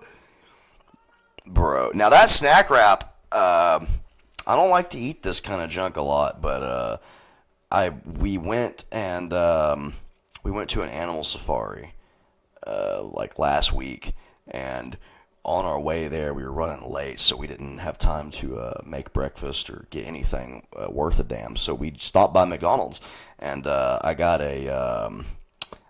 one of those snack wraps, and let me tell you, wasn't disappointed. If I was 9 years old, buddy, I mean, I would be going retard on that.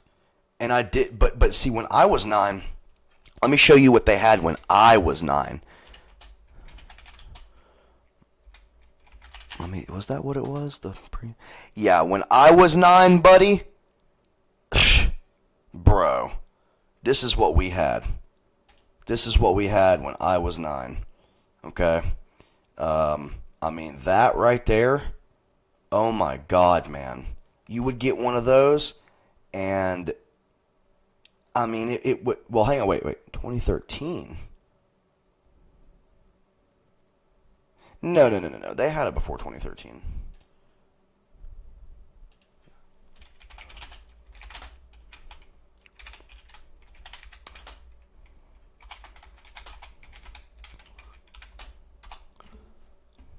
Oh, I got McDonald's twice in there. That's awesome.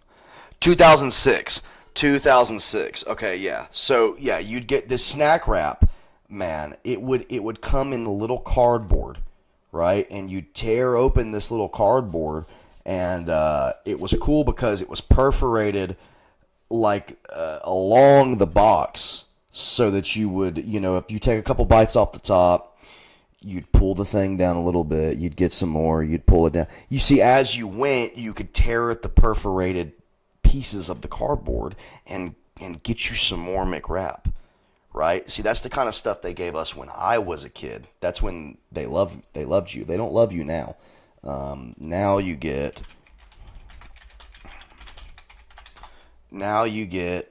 this. This is what you get now. You get that little snack wrap. That's what you get. That's what you get right there. That little guy. You think a fat ass 9-year-old is gonna fuck with that? No, I would be hopping mad. I'd be hopping mad if that's what was given to me when I was 9. When I was 9, I probably weighed 200 something pounds. If they gave me that at 9, I probably would have killed my mom. I probably would have she would have had to put her out, because that would have been such an affront to my whole being. to get me this little tiny little, and it would only be one. You know, we were always broke, so it would be one. But that's the thing, that back in the day, you know, 2006, 2007, right? Good years, good years. Some of the last good years in the sense of the kind of stuff that they gave us. It seemed like they loved you more. And I know they were giving you the bigger thing, like they were giving you the bigger, you know, this big hunk of shit in a box with the cool perforated things there, so you could rip it as you eat it. But you know, I feel like there was more love. I mean, let me know. Leave a comment. Let me know. What do you think this is more love than this? Look, can we do a poll in the comments? Is that a thing? Can we get a poll going? Premium wrap versus normal skimpy wrap? I would love to see the feedback on that. But yeah, so she got her that little wrap, and see, did she say? I wish I could scroll through these easier, but instead of having to replay them, so I'm just gonna mute it here and let this get to the end there, because I want to see, did she say one snack wrap or did she say two? Because if she said one, she's lying. If she said two, she's lying.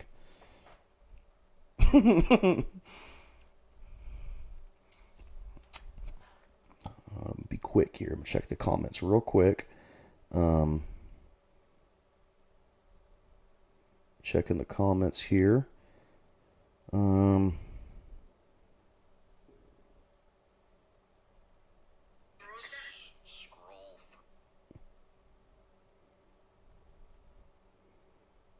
Okay. Let's see. If he does not eat it all, he can always reheat it later or tomorrow. So this is my 9-year-old's plate. That's dinner. Have a good night. Oh, and I got. Did you hear that breath on that just now? That was a heave, bro. That was a heave that Mama just let out. Oh, and I got snack wraps and a fry. That's dinner. Have a good night. We got snack wraps. I got snack wraps. She didn't say the number. She just got snack wraps. So she didn't want to say the number for whatever reason. I mean, come on, lady. I don't know who you're fooling here, but I gotta run to the restroom real quick. I'll be back in give me 5 minutes. I'll be right back. I will let the beautiful maps of Al-Qadim and Karatur and Forgotten Realms, I will let the beautiful maps of those worlds grace your eyes while I'm gone.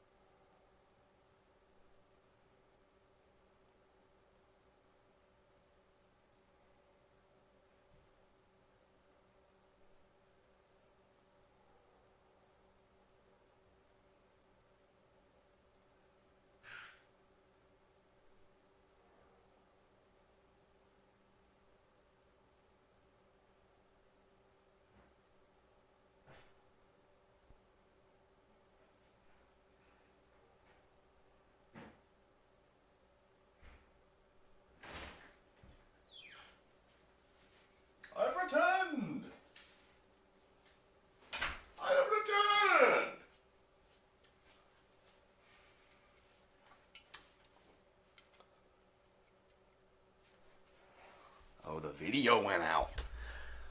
Good. That's good. I like when the video goes out. That is good. It is very good. Very good when the video cut out. Let me get it back on now. Okay, how am I going to get it? I am a customer service representative, and I'm here to turn RetroDyl video back on. Let us see if we can get that back on now. Okay. Very good. Okay, I got the Coca-Cola. Oh yeah, also forgot. What do you guys think about the sweater? What do you think about that? That's good, ain't it? You see who that is? A little bit of Edward and Bella action on there. A little bit of Edward and Bella satirical action on there. Now, I didn't finish my Clearly Canadian before I got my Coca-Cola. But we are goy maxing right now, so. You see how quick I had to get that to my mouth? You see how it forced me?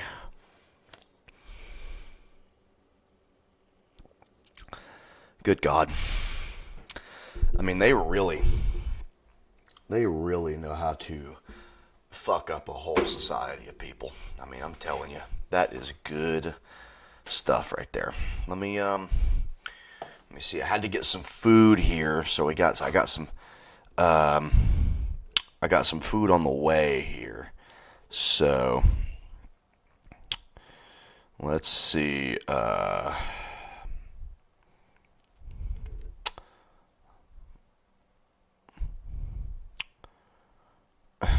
My mom messaged me and said I have questions about Twin Peaks.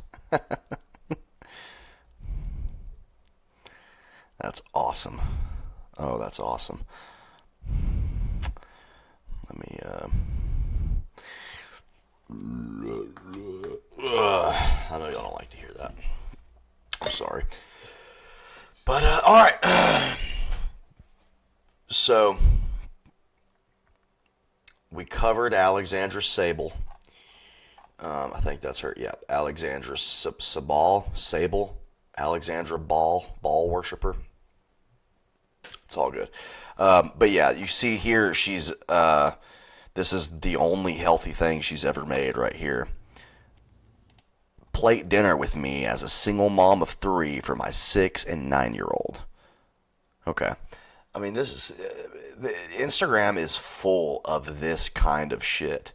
Chock full. You couldn't supply any more than they already have. I mean, this is crazy. The site would probably shut down if there was a single other person that posted this kind of content.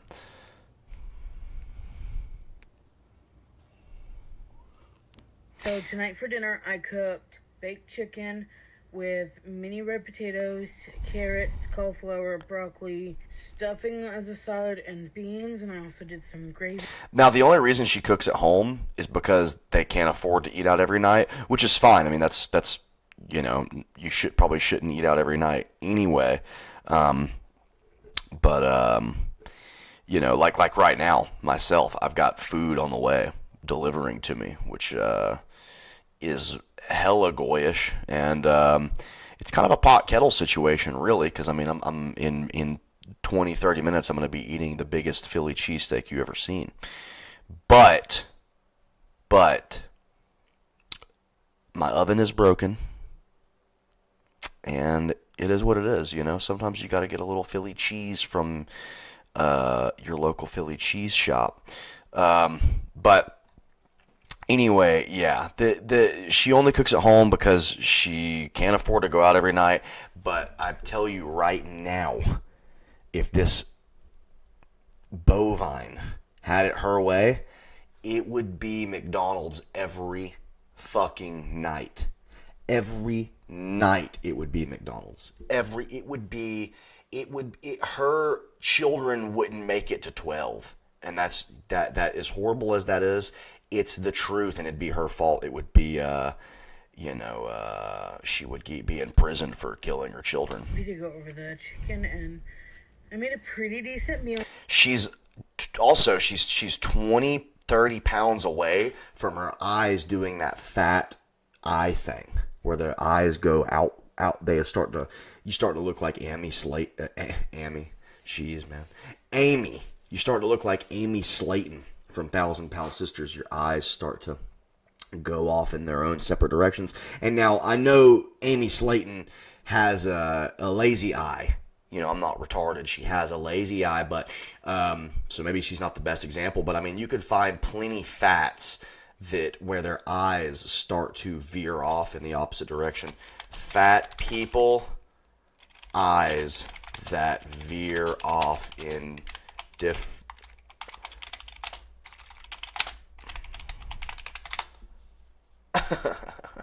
the condition where eyes veer off in different directions, one eye looking forward while the other turns inward, outward, upward, or downward, is medically known as strabismus. While often associated with children, it can develop or persist in adults due to underlying health issues, obesity, right? So, you know, oh wait, you're not fully in the frame here because I changed the thing there. But yeah, you see that right there. So it's a thing. It's a thing. I wasn't just making that up. You know, when you're a fatty, you're a big fatty, like Alexandra here. Your eyes start to do a fat thing, and it's what do they call it? Strabismus, however you pronounce it.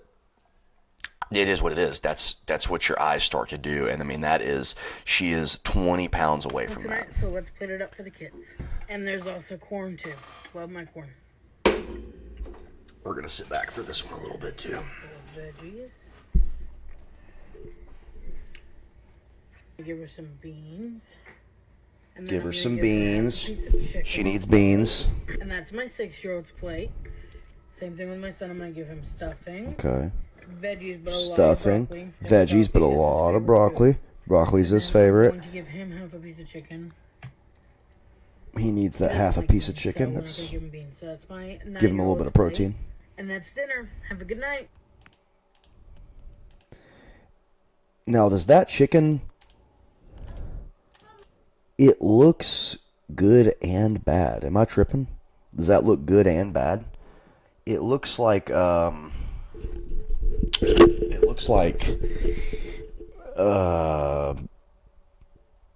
I don't know. I'm maybe it's just me, but I'm not a big baked chicken guy. I'm a pan fried chicken inward.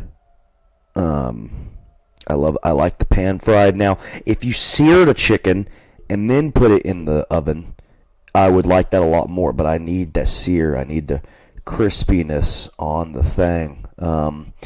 Now, for the inward, do you think I should say inward, or should I say something else in place of it? Should I say like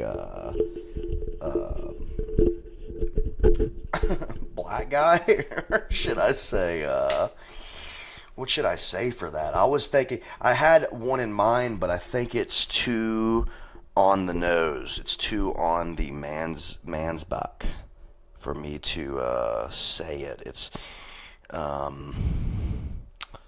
what was it? So you've got in, right? N-I-G. I don't even want to say it. N-I-G, right? Change the N with a Z. Flip if it's a uppercase N, you can kind of flip it and turn it to a Z, and that's zig, right? But you can't just say zig in place of that, because zig just doesn't have that punch. Zig is that's like Weenie Hut Juniors or something. But zigger, that's a whole other entity. That's a whole other thing. So zigger. So if I said that I was if I was a zigger, or if they were a zigger or something, we'll be on the same page. Just know that I mean inward, right? Okay, so I'm glad we got that cleared up. And the same thing with the other word, with the J-E-W. It's a mansbach. It's a mansbach. We'll call it a mansbach. And that is in honor of Adam Mansbach, the author of these wonderful adult children books. Go the fuck to sleep. You have to fucking eat. And fuck, now there are two of you. So, and he is the author of, as I said before, Angry Black White Boy and The End of the Jews, which is a very enticing title. I mean, you would almost think he was trying to sell the book to me. But alas, he's quirky, so that's not the case. I mean, that looks good. Was that some stuffing? Yeah, I think she said she had some stuffing and some gravy. And the gravy doesn't look bad. No one's saying she's a bad cook unless we can find some proof that she is. And am I too close to the mic right now? Am I too loud? Can I get some feedback on the loudness of me? Please. Thank you. That would be awesome if I could get some feedback here. Let me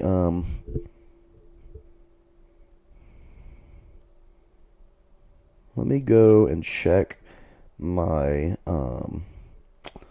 my thing here, make sure that we are doing good, make sure that the live has sound here.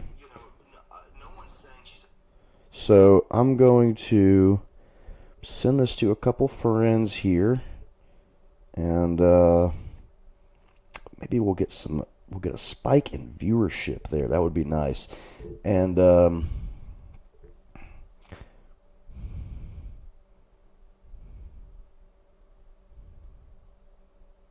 I have to guilt them. I'm going to say, throw me on if you love me. We'll put a little guilt in there. I love it. You got to always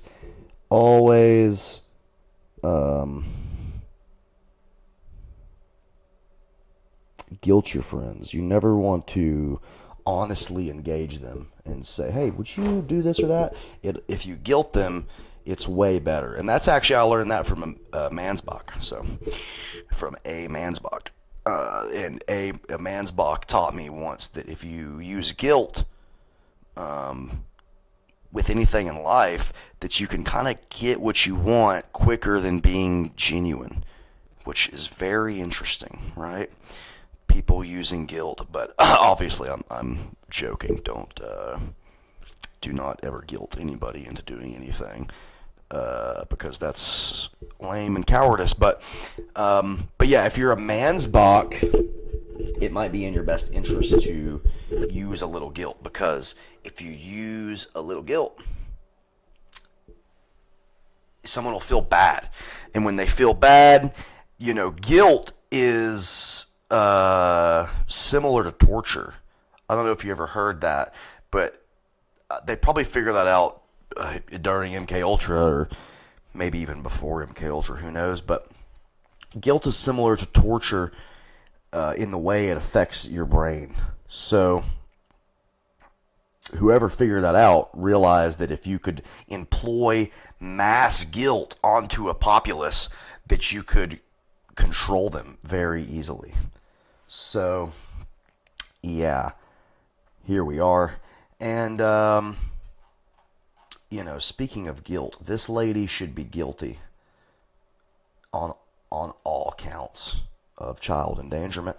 And, that's not because she's feeding them slop necessarily. It's just because you can tell the kind of thing that she's into. You can kind of tell the mannerism of this woman. You could tell that she has very little patience. She probably screams at her children in crazy ways. She, I don't want to make too many claims about this lady, but, we can assume just based off physiognomy. I'm a big believer in physiognomy, right? So you can look at this lady and you can instantly tell she's a quirk chungus, if you will. She loves ding, ding, ding. If you got this lady this book for Christmas, buddy, she would probably read it out loud to her kids, and then after she says stuff, she'd go like this. This is what she would do.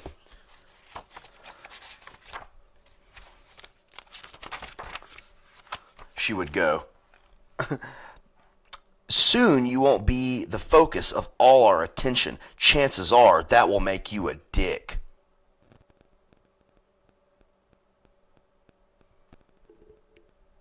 She'd do that. You ever talk to people that do that? It's a millennial thing. The millennials love to say something and then stare at you and leave you with the weight of it. They leave you with the weight of the dumb shit they just said. And they leave you with it by doing this. They'll say it and then they'll go. And that, perfect time for the camera to shut off. But that is a way of psychological torture. And I don't know if they learned that from the boomers. I don't know if they learned that from TV or when they were a kid. Like when you're a kid, you say something epic and then you kind of stare at the person to try to gauge their reaction. But that's what you do as a child, right? That's what you do as a child. You would never deploy that tactic as an adult unless you were born in the mid-'80s to the late 90s. Then you might would employ this strategy. You might would employ the strategy of saying something absolutely retarded and deplorable and then going. Yeah, but that she's that kind. She's this type. If anybody wants to send her a gift, might I recommend a Man's Back Classic? Let's go down here. Let's see. And we're not going to spend too much more time on her. I just want to show you, I want you to understand what I understand so thoroughly, okay?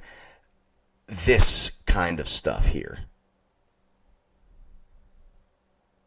What the fuck is this?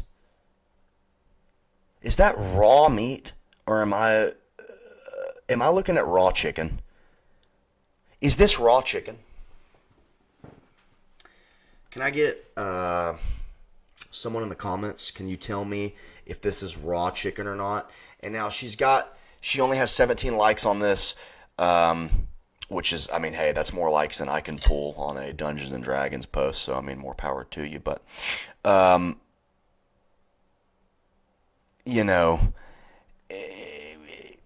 need to know.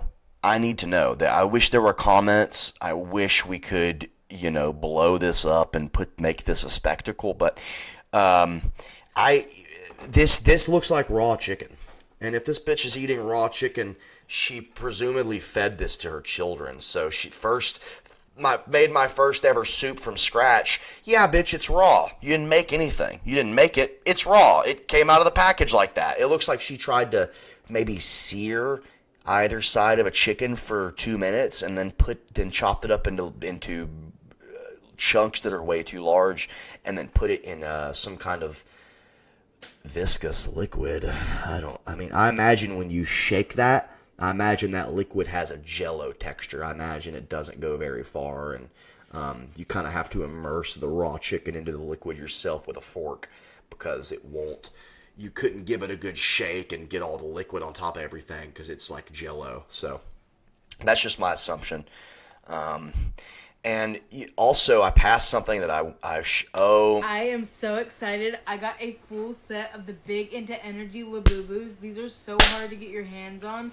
I got mine from popboxes.com. I'm gonna let me link it in move the me description if you want to check them out. And you can use code ALEX12 for 12% off your order, which is very helpful, especially if you are getting a full set. So let's get right into the unboxing and see what we get. Because you don't want to miss this. I would never deprive you of this. This is good. A little disclaimer: I do not know their names. I know some of their names, but I need to bring names. So I'm gonna look at the card. I need to bring this box number 1 in some because you can't see the full thing how I had it. They come in little dust bags. That was so cute. Okay, so cute. Yeah, was I on the money with this or what? She's a peak quirk chungus millennial. She's peak. She's probably now that somebody said she was 24, she might be 24. Which if she's 24, she's actually not a millennial. She's Gen Z. But I don't think she's 24. I think she's no, she can't be. She has a 9-year-old. She couldn't be 24. That would be insane. She would have had a kid at 14, so there's no way. So she's probably mid-30s, early 30s, somewhere. She's probably around my age, honestly. Oh, we got the pink one. How stinking cute. We got Loyalty. Can y'all give me some feedback on how her audio is? I think my audio is fine, but I don't know how loud the Instagram playback is. But if I need to turn it up, I'll turn it up. If I need to turn it down, just let me know. Box number 2.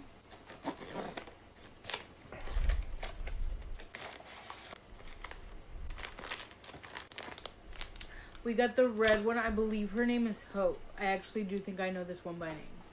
Or maybe it's Love. You know Labubu's Labubu by name. Good. Right. We got Love. Box number 3. I just love these Labubus. They are so cute. We got the blue one. I am super excited for this one. Blue is my favorite color if you didn't know, so I was really hoping to get this one. This one is Hope. So we got Hope. Box number 4.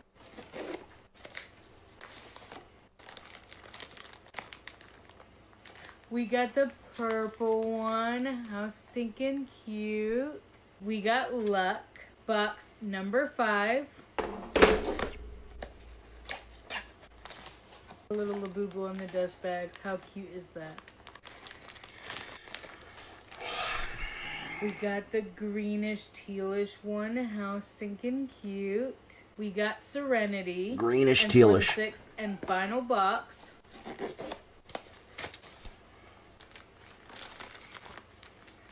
We got the orangish pinkish one. How stinking cute. And we got Happiness. So if you want to get a Labubu for yourself, if you have been trying to get your hands on these and haven't been able to, check out popboxes.com. I am going to link them in my description and my beacons link, as well as I'm going to tag them down below so that you can easily find them. Woo! If you use code Alex12, you will get 12% off your order, which is very helpful. Thank you. What? What? How does that work? How do people get like the promotional things where they can, you put a code in from them and you get a discount? I don't know how that works. I mean, surely she didn't hit them up and be like, I'm a big fan, yada yada yada, and then they gave her the code thing. Surely that's not how it happened. Surely they had to hit her up. So, I mean, we're in a dark place if, Popbox Official is hitting her up to sponsor, or they're sponsoring her to show off these Labubus. Now, how much is a Labubu? What would that be? A Labubu box set? How much are one of those?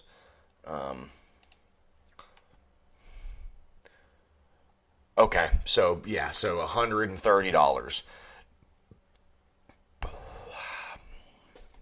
Down from $160. Okay, so $160 to look at a toy and say it's cute and you're 40 years old. Okay, so let that sink in a little bit. 40 years old, single mom, 310 pounds, Labubu unwrapping videos. Yeah, I mean, what an awful people. What a legitimately awful people. I mean, what a really, really, really awful people. I mean, this whole generation of these motherfuckers, man, I really hate them. They need to, just like the Pajeets and the Man's Box and what have you, all of this, they can be put in a little tiny box, and we can lost my mouse here. We can shove them down into the smallest little cube that we can make them. Like you ever seen like one of those box compressing machines that, the big box squisher. You might have seen one if you ever worked in a grocery store. But these big machines that crush the boxes down into like paper thin, you could probably fit, I mean, at least 2 of her in there at a time. I mean, you probably could fit 2 of her in there and have that just shove her down paper thin, and then take that and then put it upright. However you would do that. Sit it upright and hold it upright, and then have that make the machine come down again, and have that, and then so just endless like wafer thin layers, and then you could probably easily put that into a tiny little cube, like the box from Hellraiser or something, size like that, and you could probably fit 10,000 of those onto a roll-off container and just push it off the side of a cliff into the ocean. And we would literally be a better place. And I'm not, I feel like people hear that and they go crazy style when they hear that. But, I'm not saying we should leave the children without parents, right? I'm in totality, I'm joking about the whole thing. I don't think she should be crushed into a little box. But something's got to give. Something has to give. I mean, it is like this kind of stuff here. And then right here, you're about to exceed the limits of my medication. It's like they love medicine.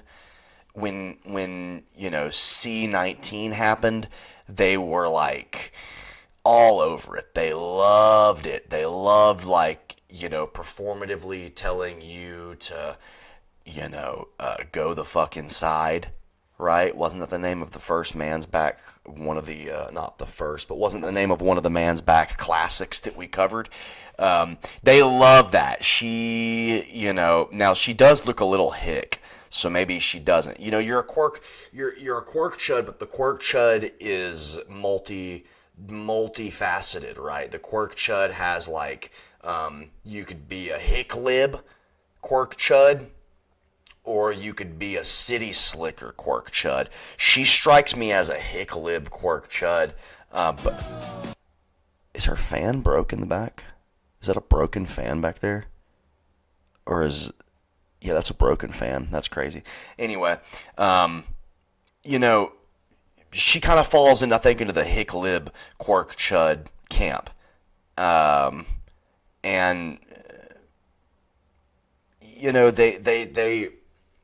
they just love this kind of stuff. They love talking about medication. They love talking about the problems they have in life. They can't get enough of it. They eat it up. The constant, those kind of people, you've met those kind of people, the persistent, constant complainers. That's all they do is complain. They never stop. They never stop complaining. Every time you talk to this person, they start off with, I ran out of my medication the other day, and I couldn't get it for another day, and so that whole day was ruined. So I just sat around and, lazed about my house and, wanted to kill myself. And then, oh man, my car broke down, and yeah, that was the reason why I had to get DoorDash for all week last week, is because my car was broke down. And again, I'm not making a monolithic statement here. I have some delivery food on the way right now. I'm gonna go it up in just a minute, and I'm gonna do it on stream. I'm probably gonna switch to Fishtank when it gets here, and I'll probably start a new stream for Fishtank when that comes up, so we can just have a Fishtank dedicated stream. Or maybe I'll change the thumbnail and change the video title. One of the two, whatever. But I mean, this kind of stuff, it's just got to end. If we can't. Do we have another 20 years of this? Is there another 20? Is there another 10 years of this? Do we have it? I don't know. I don't know if we do. I mean, do you remember? Me and my buddies, we joke about this all the time. Do you remember this?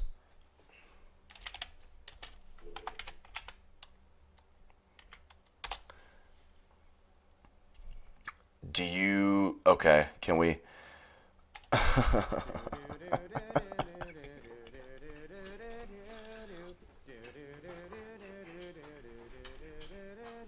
Dr. Fauci, give us vaccines, help all the people. Boom, boom, boom, boom.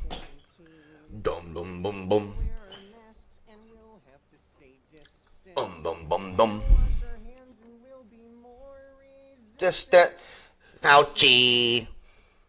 Yeah, that is fucking... Oh, man, that is top 10, one of the best songs of all time. And that guy, he had a very Mansbackish voice. I don't know if you guys noticed that. His voice was very Mansbackish. Very. In 30 years, he is going to sound like every New York banker. I mean, in 30 years, it's going to be insane. He's going to sound, he's going to be like the fucking goblins in Harry Potter. Which they run the bank, which is just, old observation, nothing new, not a hot take, but it is funny. I mean, as dumb of a bitch as she is, J.K. Rowling, every now and again, she'll make a Zigger laugh every now and again. But eventually I'm going to get so comfortable doing this that it's just going to happen. It's just going to come out, and YouTube is going to strike me down with grand fury. So, yeah. So now, we've covered these slop people. We just listened to one of my favorite songs of all time. It's time to take us back into some normalcy, right? Normalcy, right? Well, let me finish. Let's finish this. Oh, that's got some copyrighted music in it.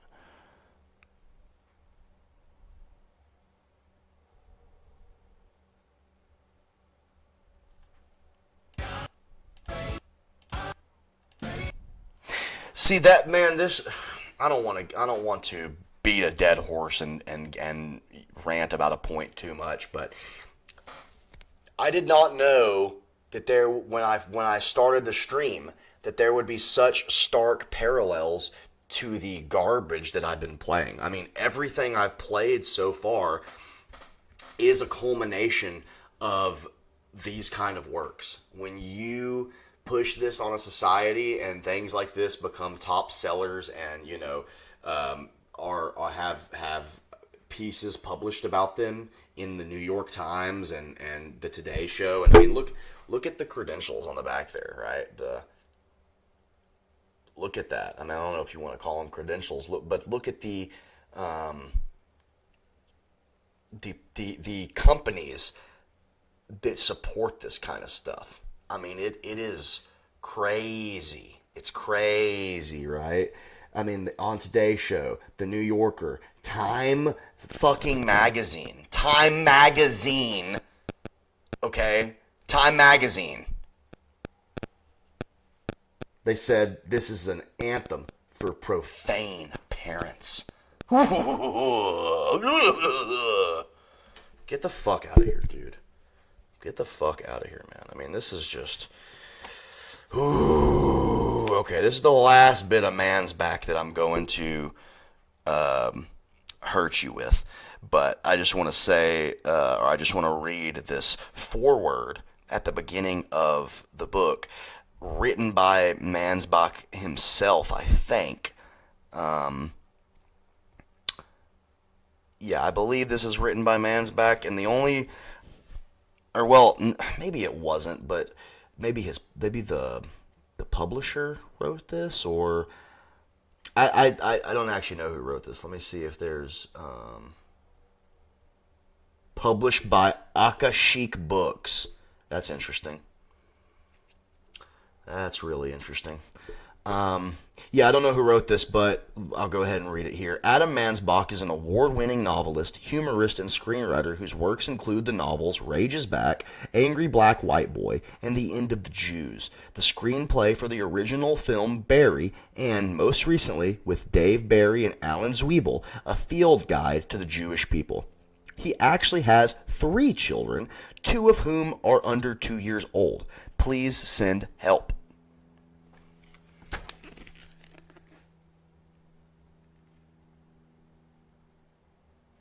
Please send help. Okay? So it's this kind of horrendous bitch. These are the people that buy these things. They buy these things and they keep the market churning it out, right? So you can't get a genuine opinion of what things really are when these whales are buying this stuff nonstop and they're just eating it up. They're lapping it up. This thing's probably sold 1 billion fucking copies. Or, to be realistic, this thing's definitely sold over probably 10,000 copies, right? How could you get an honest gauge on what is good for society when these are the top selling things bought out in droves, in truckloads by these creatures? You couldn't. You could never. You're fucked. You could never get a gauge on what is what. Up is down, black is white, 2 + 2 is 5. You'll never know. You'll never know. And it's because of these people here. These, what's she reading here? What is she reading right there? Book talk. Oh my god. Book, drink, and outfit of the day. Trunk or treat later. Fuck you, man. Chair reaction. Holy shit, man.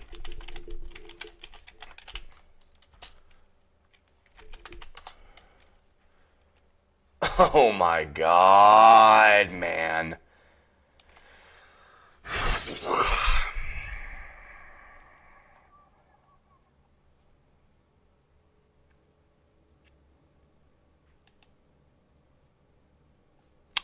Oh, I'm so dumb. I'm such a dumbass idiot. I read chair. It's chain. I'm the dumb fat boy. I'm what's wrong with everything. Okay, because I thought chair reaction sounded funny, but that cursive N, the way she was holding it looked like an R, so forgive me, but chain reaction, and this is some book talk shit, some shit she's saying. Another word of advice, right? This one Goodreads Choice Award, oh man, we are in hell, man.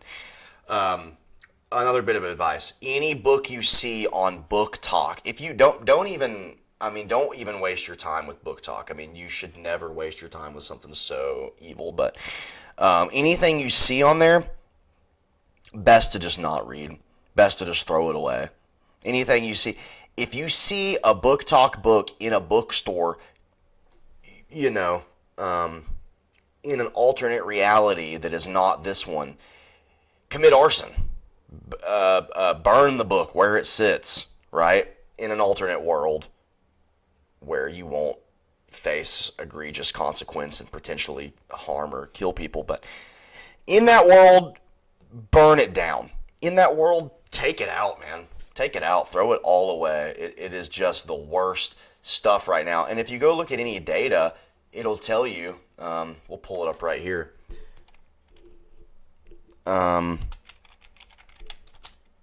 Largest reading demographic, right? Let's do men versus women, right? Women constitute the largest reading demographic. Roughly 68 to 77% of female respondents report reading at least one book in the past year, compared to roughly 42 to 56% of men. Now, it's funny, it's just one book, at least one book a year. At least one. I read at least one. It's like that's it's kind of crazy. I mean, we're fucked. And I know what it's like. I come from not reading, right? I read when I was a teenager a lot. And I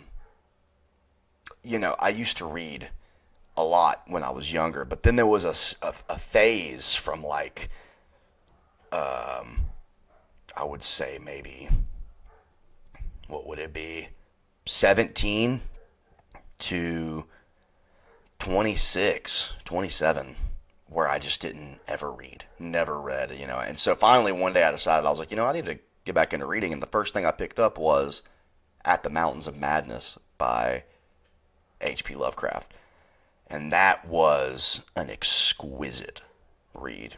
Absolutely exquisite. I mean, it was absolutely amazing. It was So good. There goes my camera again, but it was so good. I highly recommend a book like that because it challenges your mind a little bit because he's kind of technical in the book in a lot of spots. You know, he's talking about scientists in Antarctica. You know, so it's pretty interesting, but it gets into some very dark horror stuff there. But that's actual literature. That's real literature. When it shows here about, you know, women read way more than men, let me show you what they're reading.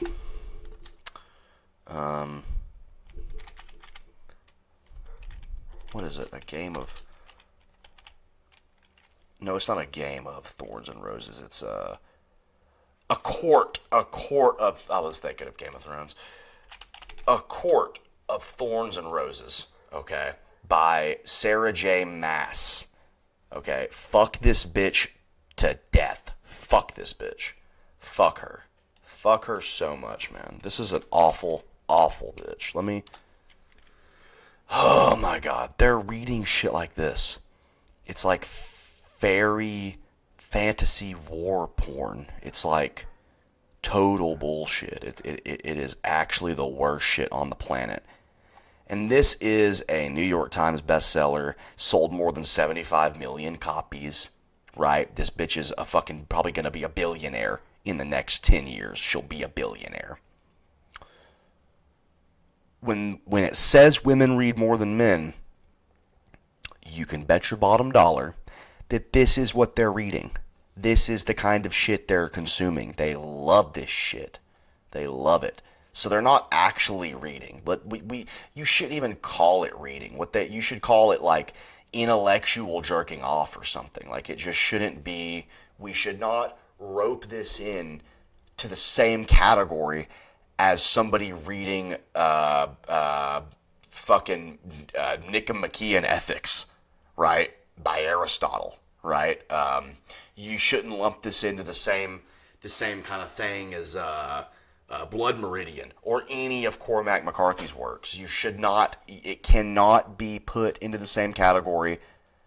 Yet here it is.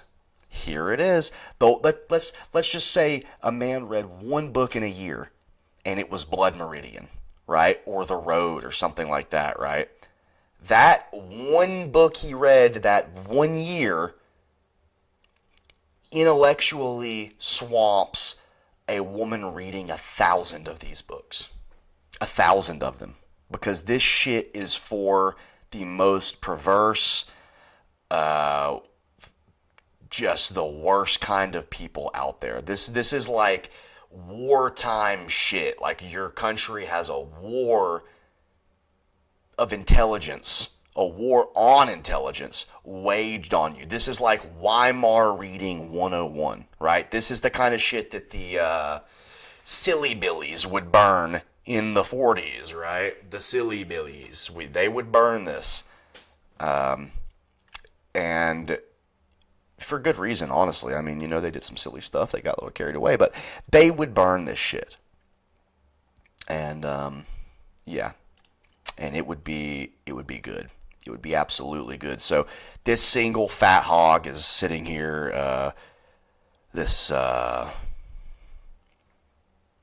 sweaty bovine is just, letting her kids fuck the whole house up and never cleaning it while she sits and reads Chain Reaction and screams at them from the other room.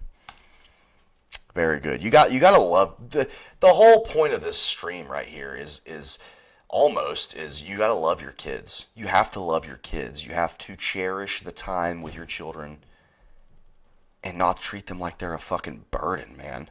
I mean, that sums this up. This is somebody treating their children like a burden and making a joke out of it. You know, please send help in the foreword about Adam Mansbach. Fuck him. Fuck him, dude. Please send help. Yeah, please send help. Send CPS so they can take his kids and maybe give them to a loving family who is not gonna make an aggravated joke about them existing. It's just crazy. Oh, snap. I've got food. Thank you, Em. Look at this. Look. Holy hell. Hey, Em. Oh, thank you. Look at this. Let me make myself big here. Let me make myself big. Let me put me in front of that. Goy chow, man.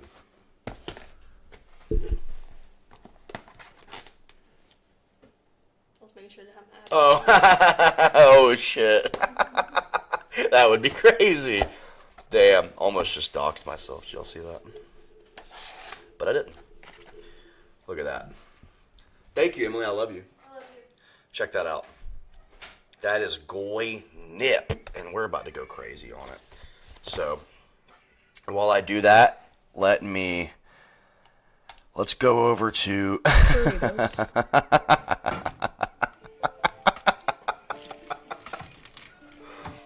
All right. You win. You win, bitch. I'm gonna add some onion powder. You win, lady. Fuck, man. Fuck. Let's tune over to Fishtank real quick while I eat this. Because I know you don't want to hear me chow down on the food while we got the stream going here. So. Oh, y'all couldn't even see that bitch. I made myself too large there. Hang on. This is what I was laughing at. And then salt and pepper.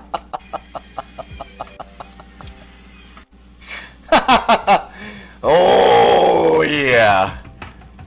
That's what I was saying. That's what I'm saying. You win. You win. What more? I mean, what more does a combatant have to do to win than that? All right, we'll go to director mode. My favorite goy mode. Oh, I'm gonna push this away here for a moment. I'll be back. From the challenge, if people are 25 to rebag their bags, just in case the girls do the same. If I steal your shit, right? Yes. Just say if I stole your bag, I'm not taking your whole bag. Believe me, I'm getting your shit. You're still gonna have your bag. I'll get your stuff. I already bet him $1. He says, don't get anything to put his bag. Why don't you put those phones down and eat my ass? So nauseous all day. Don't take that ever again. I'll kill you. I'm not. I don't even know why you do these things. I was just curious. Well, what if it killed you? What if I got, what if you have an allergy to it? It wouldn't kill me, obviously. What if you have an allergy to it and you didn't know? An allergy? I've taken it before. I know it doesn't kill me. Oh, that's right. You take it before. Wait it up. What even is it? I don't really understand what it is. Is it like something that's bad for you? Like, what is it? I don't understand really what it is either. It's down to give you that's a big sin. Somebody should make a stream of reviewing me eating on stream and laugh at it. That would be really good. Look at this fat goy.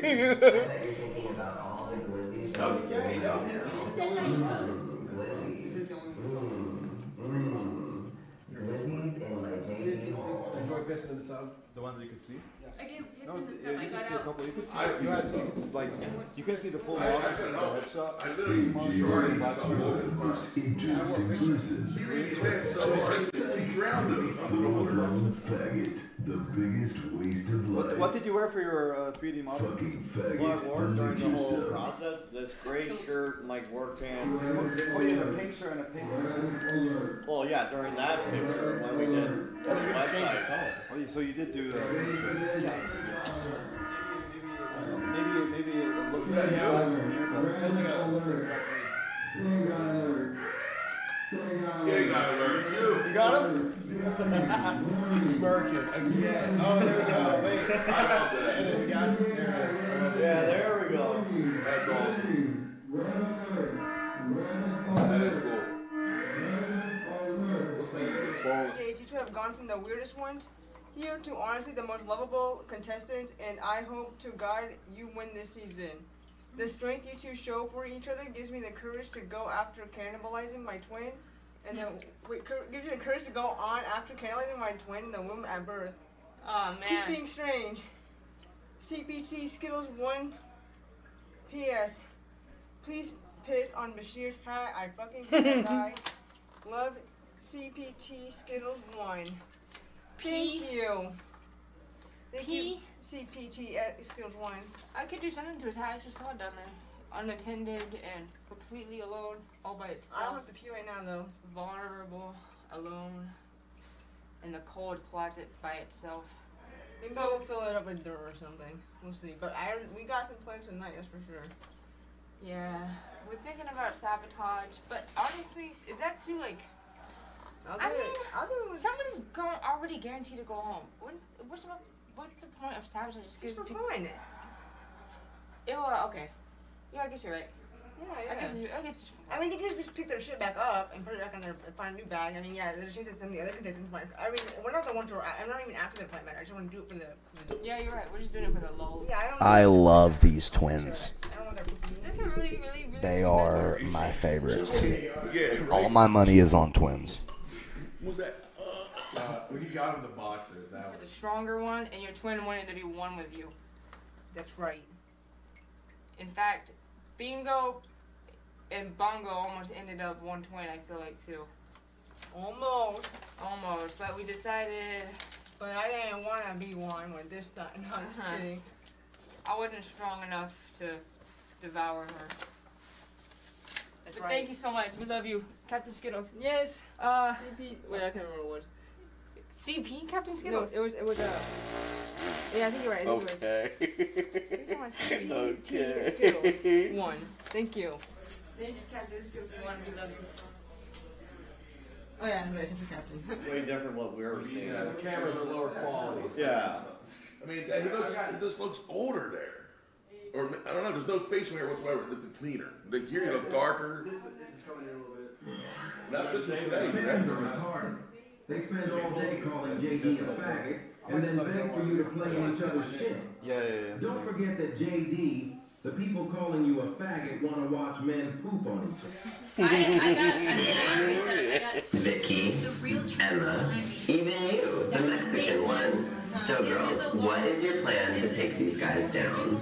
You should think of a plan of attack for your piss bomb. RAR. Piss bomb? XD. What's going on? What have I missed? Is there a piss bomb going? Do we got a piss bomb thing going on? Kiss it, baby. Kiss it. Make love to me. Make love to me. Is there some piss bomb action? Let me get this to where we can see the Fishtank logo and Put your tongue in my belly see button. the Put your chat tongue in the there. belly button. Do it once. I'll give you $1.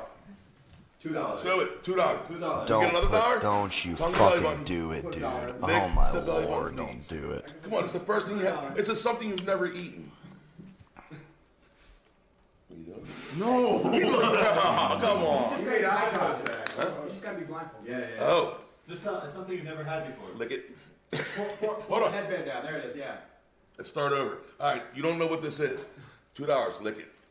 I already know what Wait, that sounds good. I know what it feels like now.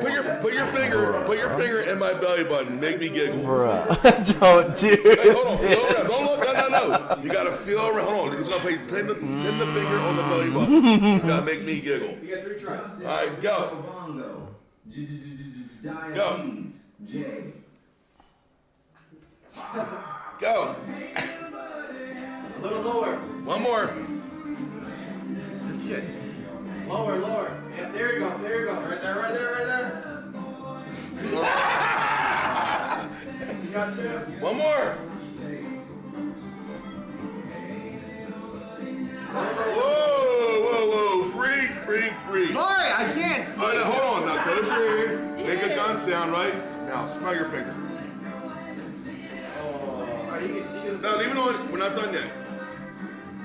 Just feel around. You're getting close. Back up a little. You got too close. Up. Down. Go left. My left. Slow. Stop. You fucking went too far. Back up a little bit. Down. 2 inches. Now, am I live still? 2 inches there. Two. No, why I'm fucking blind. Hey, so why? You don't know what 2 inches are while you're blind? You can't guesstimate? This is 2. M.O.R.E is teaching Say that Miguel again. how to be Why a the matrix. guy OT? I am, so... Yeah, Let's you're learning see. to be matrix. No, hand up. Just Oh, leave it like camera's gone. Look at that. Let me get that camera back on there. that. Just stay there. So y'all can watch me eat. I know everybody wants to watch me eat. Sorry, I was just trying to figure out how to change the stream name to Fishtank stream, but we'll just let this ride for now. Hold on. How the fuck do you not know When I can see, I can't count, so leave me alone. Just like you can't see, you can't know what 2 inches is. So I can see and I can't count. All right, lower it. All right, I'm about to tackle this sandwich. So this is about to be crazy. All day? Lowering it as Son slow of a as I bitch, this is can. crazy. That's slow? If I eat all this sandwich, somebody in the, just one of the viewers has to send a hit squad to kill me. I think he's doing good. You doing all right? Dude, bring it up. Hey, Landon, did you know Owen's balls are bigger than his dick? Now reach your arm totally out. Point. Go to your left now. Swing your arm left. Swing. Stop. Middle finger. Turn it around. Turn your wrist around, you fucking moron. Now finger up. I live at 12 Sycamore Drive, Fuck you, America. South Dakota. Say it. Say I'm it. not saying So send a fuck hit all squad. America. Say I love my fans, but fuck you. I don't know how. What the fuck you doing? How do you do? He has the power. He's Neo. All right, here. Now, give me this hand. Just like that. Now you're gonna have to focus now. Now hold on. We got the finger still. Say I love everyone. I love everyone. Finger up. This is a hard bite. This is a rough bite. Fuck you too. And I mean it.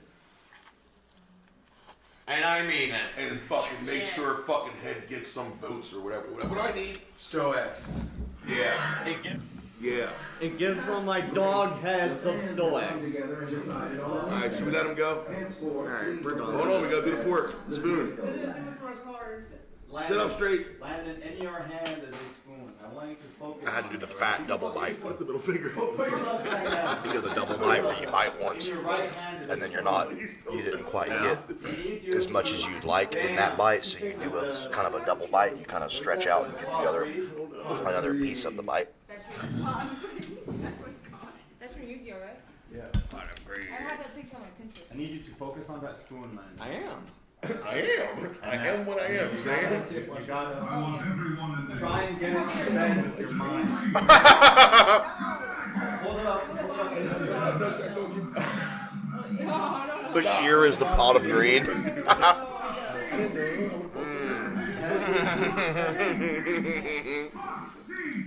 Hold on. He's just gonna adjust it. Hold on, I gotta take it That's out good. for a second. What? And I gotta just adjust it, okay? I know. You just supposed to not there, zero. Alright, hold I'm that. sharing with people. No, it's at zero. You're supposed to smoke. Now try to bend it, alright? Think. Hands back. Now, With your wrist. should I make Hold the wrist. Keep going. should I make a different stream called Fishtank stream and just end this one in a minute? What's he trying to make him do? Some psychic shit? I think that's what I'm going to do. But first, before we do that, let me finish eating this because I've got, you see those tabs?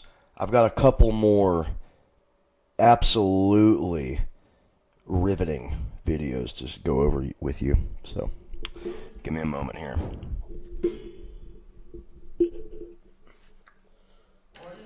I gotta do the adjustments. Just take it out. Count what? Was it 3 seconds earlier? Yeah.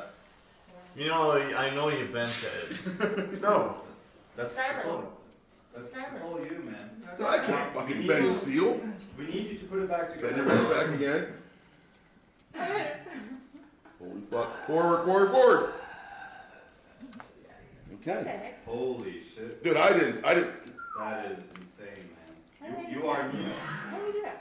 This is He's psychic. Bingo. Do the cards. The fish tank is your matrix. Drink alcohol. Aww. It was simulation. Do they just think this guy's a complete fucking retard? Maybe he is.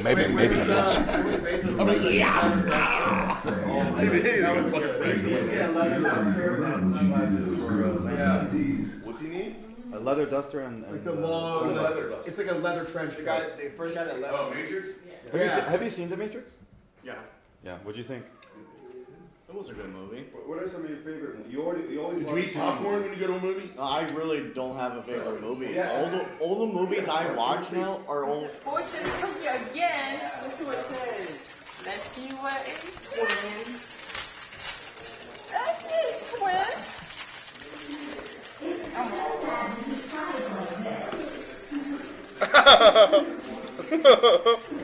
Lay here like a big fat bastard. Visualize the life you desire and shape your future. What are the future? Like good futures. Yeah, it's like our future. Oh wait, I gotta add the. I gotta add the food to that. You said all of them was gone? It was bad. The one smelled like trash. It really did.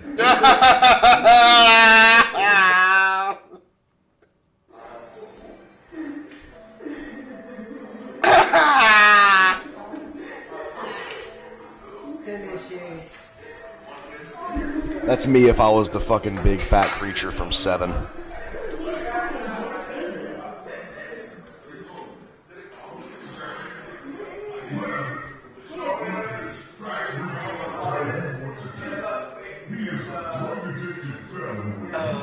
Here, wait. Let's see if we can get a. Let's see if we can get a. Yeah, he's mercenary tonight. He's trying to get our shape. I got decoys set up. I got traps. We got this shape.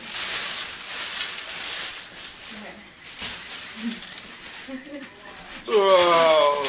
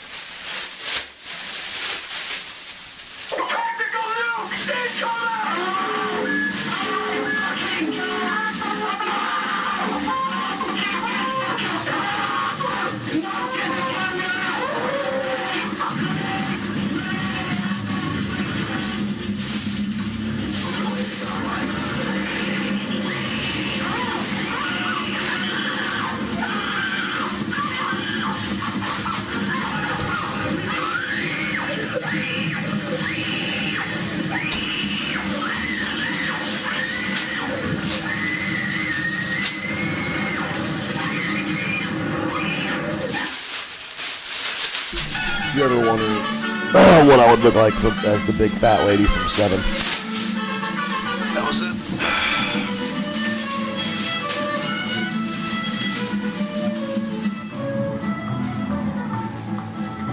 What y'all think about that? Was that good face tracking?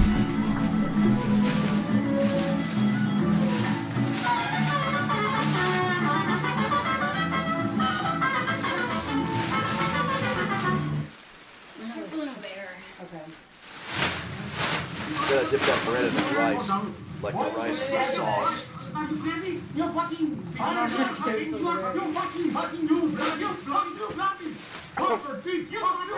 should have kept the bit going for that bite, because that was a big ass fat bite.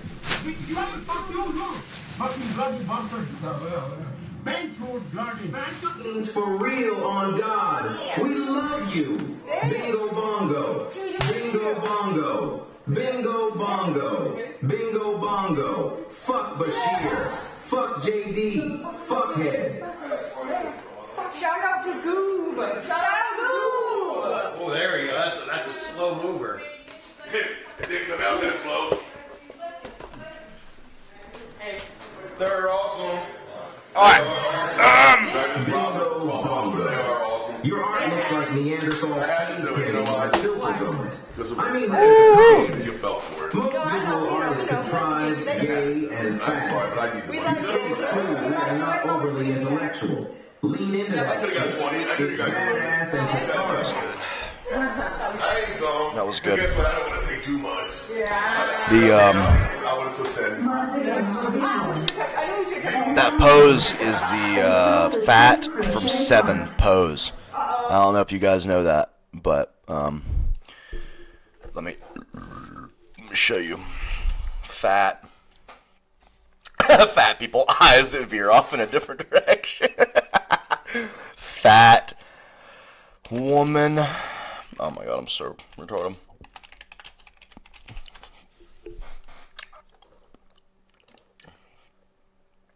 Or is that a man? Is that Gwyneth Paltrow that's fat in 7?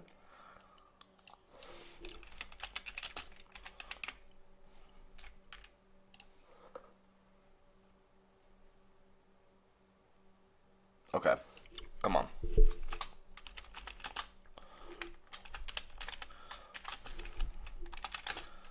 Is it a guy? Or is it, I always thought it was a girl. I guess it's a guy. No, come on.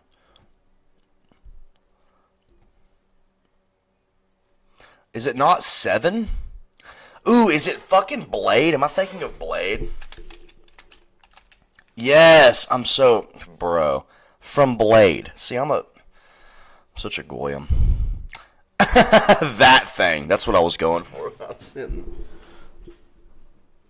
Let's see if we can adjust this and we could do a side by side. No. What the fuck? Let's see. We can get a real time comparison here. So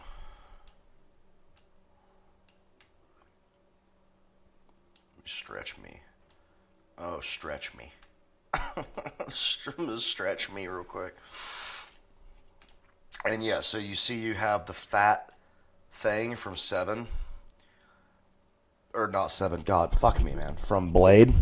You have the fat thing from Blade. And then you have this pose.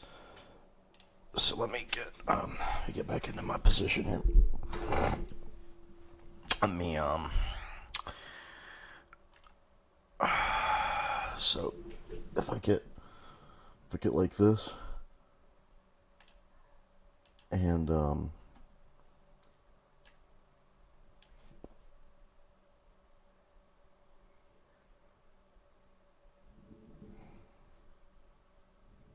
that face tracking is too close.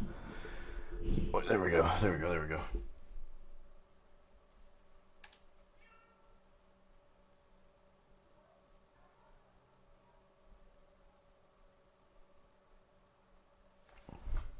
I thought it was pretty good. I thought it was a good bit. That's just me, though. They did good on that, man. They did really good on that. Let me bring me down, because now me is face zoomed. So that's kind of gonna put a damper on things. Yeah, I mean, that's good. That's really good. That is really something. If you haven't seen Blade, oh, dude, in my head, I called it 7 again. But if you haven't seen Blade, if you're like a YN or something like that, go watch Blade, because it is peak. Oh, Jewish column. It's peak. It's absolutely peak. It doesn't get much better in the way of vampire movie than Blade. Let's see here. Okay, before we go back to Fishtank, let me get all this snack wrap hoopla out of the way. The pedophile ad. Dude, look at this guy. Okay, so we're done with Alexandra Sable, whatever her name is, her fucking cretinous name, and we're on to this. Okay, wet burritos. I mean, she says she's making wet burritos. To even call it wet, to call a burrito wet, is that not the most unappetizing shit you've ever heard? I mean, people really gotta watch their language, man. People really have to watch their language because, you know, saying something is wet, there's only a couple foods that you would even ever describe as wet, and you wouldn't even want to call them wet. Like, you wouldn't call cereal wet. Like, it's just, it is wet, but you wouldn't call it wet. It just doesn't sound, it sounds disgusting, right? This wet burrito shit, I mean, and the stupid little copyright-free music in the background. Do we need some copyright-free music in the background? Some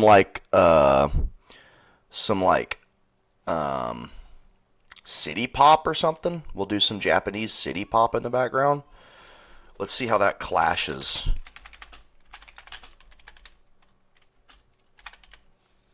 with the stream here.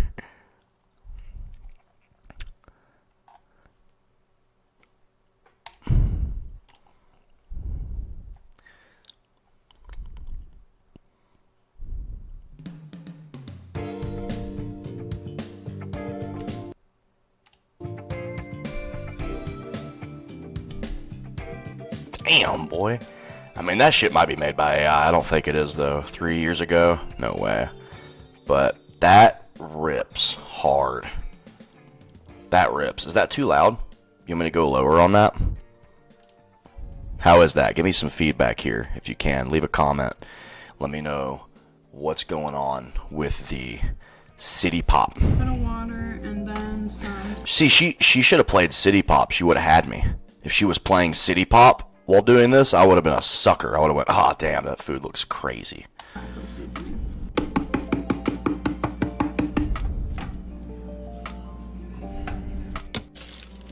We always buy... I feel like Sarah Palmer when I watch this kind of stuff. I feel like my kid just died. the large tortillas. The small ones are too small. I feel like I can't ever get everything in there and fold it, and yeah.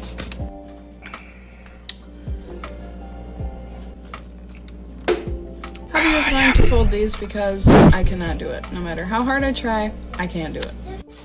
I'm not all that great at folding them either, so.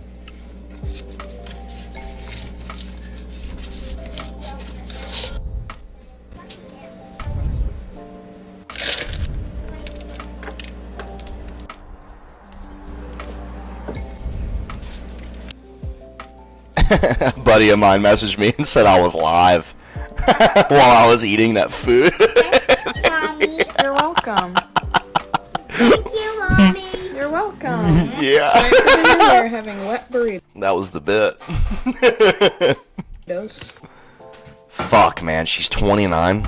Son of a bitch, man.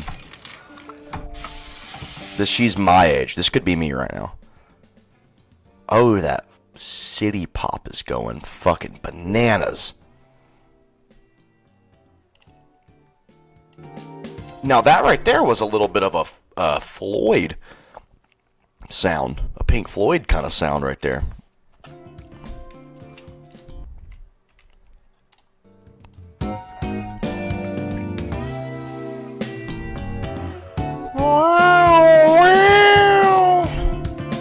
That was a Floyd-like sound right there. Pretty awesome of a sound. I love Pink Floyd. I mean, I highly dislike much of that music from that era. I used to like a lot of it, but now I can't do it at all. But Pink Floyd will always have a special place with a YN like me.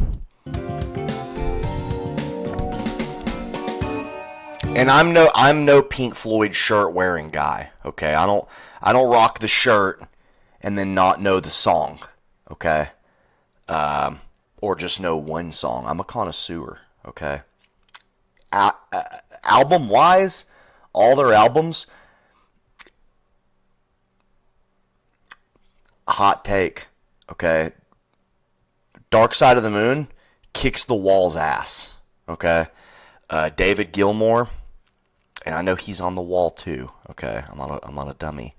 But David Gilmour, something about Dark Side of the Moon, it's just a masterclass. I mean, I hate to even be talking about this while this fucking bullshit is open, but anyway. Yeah, Dark Side of the Moon destroys the wall, but in all honesty, the best album by them might be Animals, and you could take that to the bank, the Mansbackian Bank. But yeah, let me know how the city pop is. Let me know if that's too much going on while we riff here, because if it is, I'll can it, buddy. Now the city pop clashing with her royalty-free music might be a bit much. I'm gonna add some onion powder. Why would that be your royalty-free music when you could have Japanese city pop? The Japanese, by the way, are a superior people. They are superior. I'm not going to say who they're superior to, but they're superior. And you can sit there and twiddle your thumbs and think about what that means. I didn't say they were superior to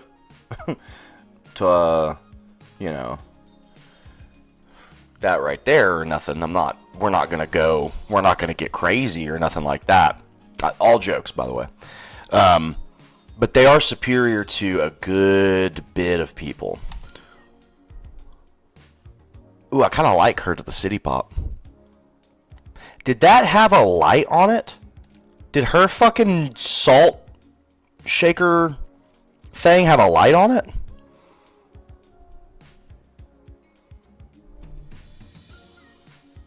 Yeah, she fucking rips to the fucking city pop, man. She should have played city pop. I mean, that would have got me. I would have been like, oh, this bitch got some Japanese city pop going. I'm like, okay, wet burrito? That sounds yummy, actually. Yummy. Yummy, yummy, yummy. Wet. Oh, it's wet. It's a burrito. It's wet. But Japanese city pop is playing. But instead, you couldn't be so lucky. Instead, it's this. I'm going to fold these because I cannot do it. And you see her man back there. Now, I've seen this a lot. Let me know if you guys have seen this too. I can't be the only one. I'm not going to call this girl ugly. I don't want to be rude. You know what I mean? I don't want to be a piece of shit like that. But a misandrist. Okay? But mid-ish alternative girls getting with fucking 50-year-old construction guys or 50-year-old Walmart employees, it's a thing. It's a real thing. I've seen it in person a couple times. And now I don't know if it's like, I mean, it kicks ass to this guy. He's like, I got some fucking 20-year-old pussy. This is crazy. But I just don't. I don't know what's going on. I'm kind of confused. Honestly. And like, what does she get out of this other than like a guy who's not a complete fucking retard? I mean, he doesn't look like an intelligentsia, okay? But is it like, guys her age are so fucking retarded that she has to date up? She has to date a guy that's 50 or whatever? Whatever it is, it's a real phenomenon. No matter how hard I try, I can't do it. I'm not all that great at folding them either, so.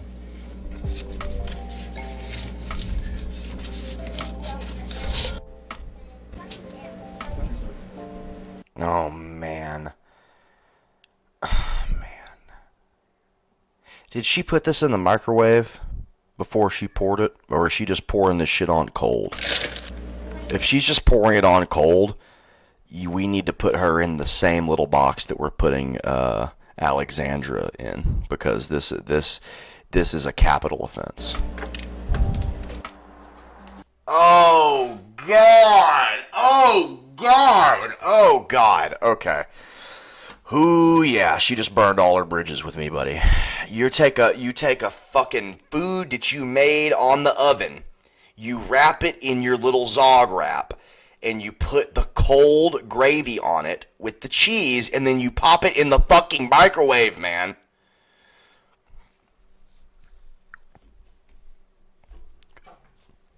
Yeah. This is what we're dealing with. And then people complain. They're like, oh, man, all the microplastics in the food. All the microplastics, that's what's fucking us up. microplastics in the food, man. Yeah, you know the Red 40, it's got like microplastics in it. Oh, did you know that like if you were to take all the microplastics out of an average American, there would be enough plastic in them to make a credit card? Yeah, you've heard these. You've heard this, right? And then they go pop a fucking paper plate in the microwave with cold gravy burritos. I'm going to hit you with the millennial stare after that one. What the fuck, man? And then the cold lettuce on top of the fucking microwave heated up burrito. This is almost worse than Alexandra. This lady might weigh fucking 50 stone less than Alexandra. Just as egregious. Just as offensive to do this, okay? Fuck, man. Fuck, man. This is the kind of stuff that my whole childhood, this is what we would do shit like this my whole childhood. Now that I'm a grown man, I would, if you saw me doing this, you'd have to get me lobotomized out because you would know that something was fucked up. But when I was a kid, I would just microwave everything. Like, I would come home and I would make a ham and cheese sandwich after school, and I'd throw it in the fucking microwave like a freak. And it was delicious. I loved it.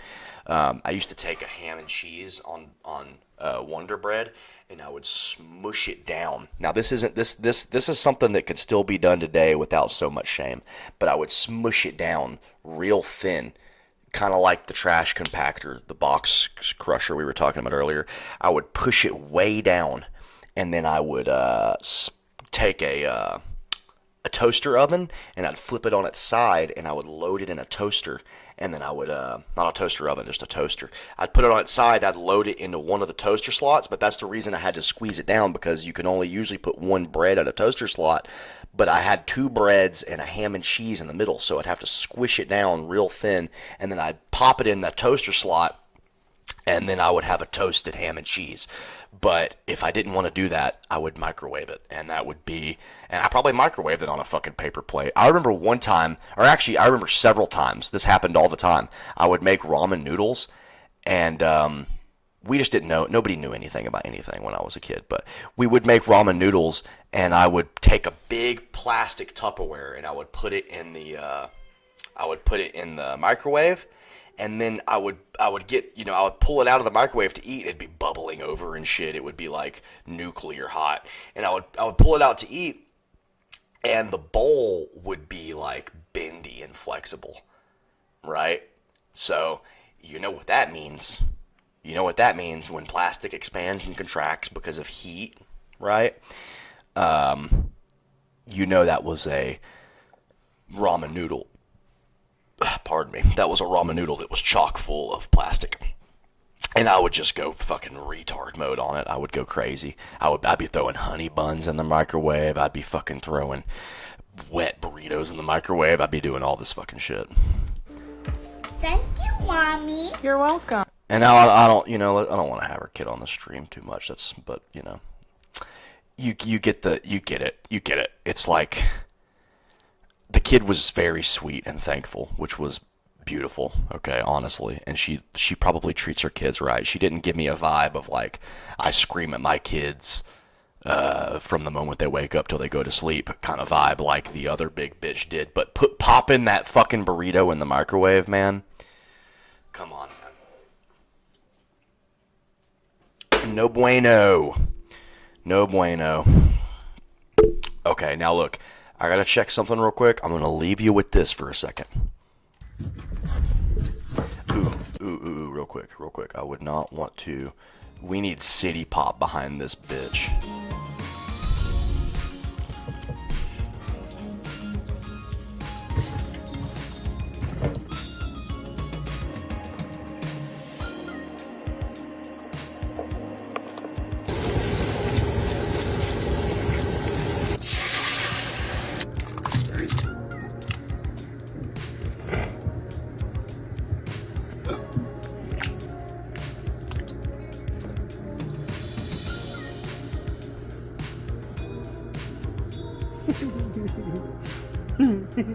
I thought my buddy was asking if if I thought he was saying I was live when I was eating the slop that I was eating. But no, I just didn't see his message until way late, and I had asked if I was still live, and alas, what a guy to confirm for me that I was live, and then to be just completely misunderstood by me. Now, was there some microwave action in that? Hang on. Wait a minute. There's some microwave action going on? Cook dinner with me as a 42-year-old living in a hotel with my boyfriend. I'm playing. She's 24, but damn.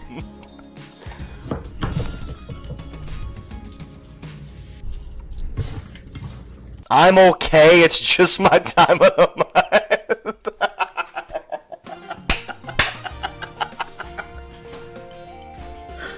Wow! Okay. All right. All right.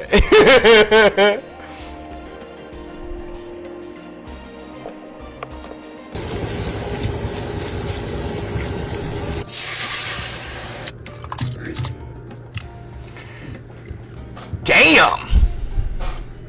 That slop, that big gulp when she poured that can, buddy. Holy shit, man. Cut that out when you do that kind of shit. That gulp, edit that out. That was fucked up. Now, I mean, this actually looks, not bad. This looks, I mean, decent. I didn't see any microwave action either, so I'm gonna give her a bulks out of 10. I'm gonna give her a 9. She's got a 9 on that. And I know that's high. Okay, this is not my personal 9 of what food would be. You know, I wouldn't if I was rating a bunch of food, I wouldn't go, yeah, my number 9 pick is Maverick Tulips, fried chicken and noodles. I'm saying if we're comparing her to Alexandra and the nose ring bitch from before, this is gonna be a 9. I mean, because those are, or maybe a 7. Maybe a 7. Maybe I'll give it a 7 or an 8. Maybe not a 9. Maybe 9 is too high. But either way, you see what I'm saying. If we're comparing, we're apples for apples, right? It's gonna, All right, we got to move through these a little bit. I didn't realize what time it is. I was gonna do a Fishtank stream. Don't think I'm gonna do a Fishtank stream anymore. We'll probably do the Fishtank stream. Maybe I could do it tomorrow. I'll have to see what I got going on, but maybe we could do it tomorrow. But let's keep going here. Okay. We finally got to the thumbnail, y'all. We made it to the thumbnail, okay? Oh man, is the city pop too loud? Let me turn the city pop down. City pop might be too loud. This is where things reach levels of zig and zog and zigger that we can't even begin to tackle. I could write a 40-page essay on this, and I could write a novel. I could write 300,000 word novel, okay, on this kind of shit, and I would have to follow it up with a trilogy to really encapsulate what's going on here. This kind of thing here, I don't even know what you would call it. There goes my camera again. Forgive me. Let's get this camera going. Luckily, when the camera cuts out, the mic stays on, and that's all that matters, really. I mean, we don't need to see me, with the body language and the all that kind of stuff, but I do it for the maps. I mean, look at these maps. One day we'll get into some D&D stuff, but I'm just really upset with the state of D&D right now that I don't even want to talk about it. But other than my own, personal campaign that I run with all my amazing friends, I don't want to, D&D can suck my dick, man. Piece of shit. I hope Wizards of the Coast burns. I can't even get into what I hope happens to them. We won't, but we'll let the cruel machinations of my mind we'll play around with a little bit in our own minds, right? Like your mind, play around with it. You know, like you know how you can make something in your head, like you can see an image in your head, like clear as day. You know, some of you can't do that. I heard. Imagine Wizards of the Coast in your head. They're all getting off of work one day. They're all going out to their cars in the parking lot. And then stop right there. Play around with that thought. Anyway. 5 pans, $710. Let's go. 5 pans, $700. 5 pans. DM me, text me, link in the bio right now. Let's get into it. Yams, mac, cabbage, fried chicken, fried fish. Y'all already know everybody books this special. I don't understand what y'all waiting on.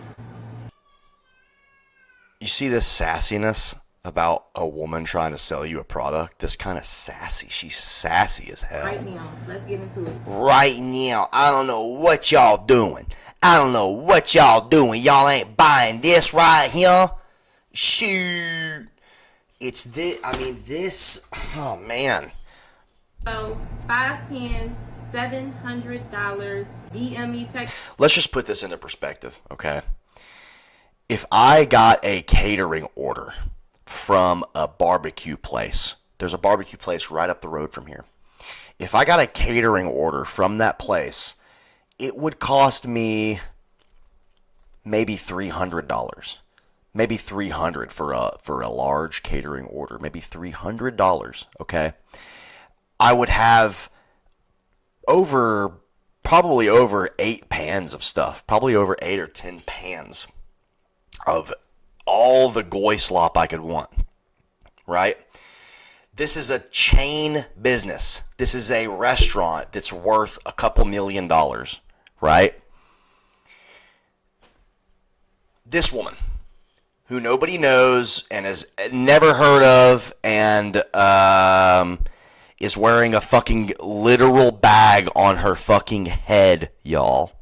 A literal Chinese takeout food bag on her fucking head to hold in the shower cap that is also on her head. Okay? It's almost a 2 hats situation. She's almost wearing 2 hats. You ever seen somebody wear 2 hats? Okay? Have you ever seen anybody wear 2 fucking hats? Okay? What's happening? Right? This lovely lady. I gotta watch my wordings with this type.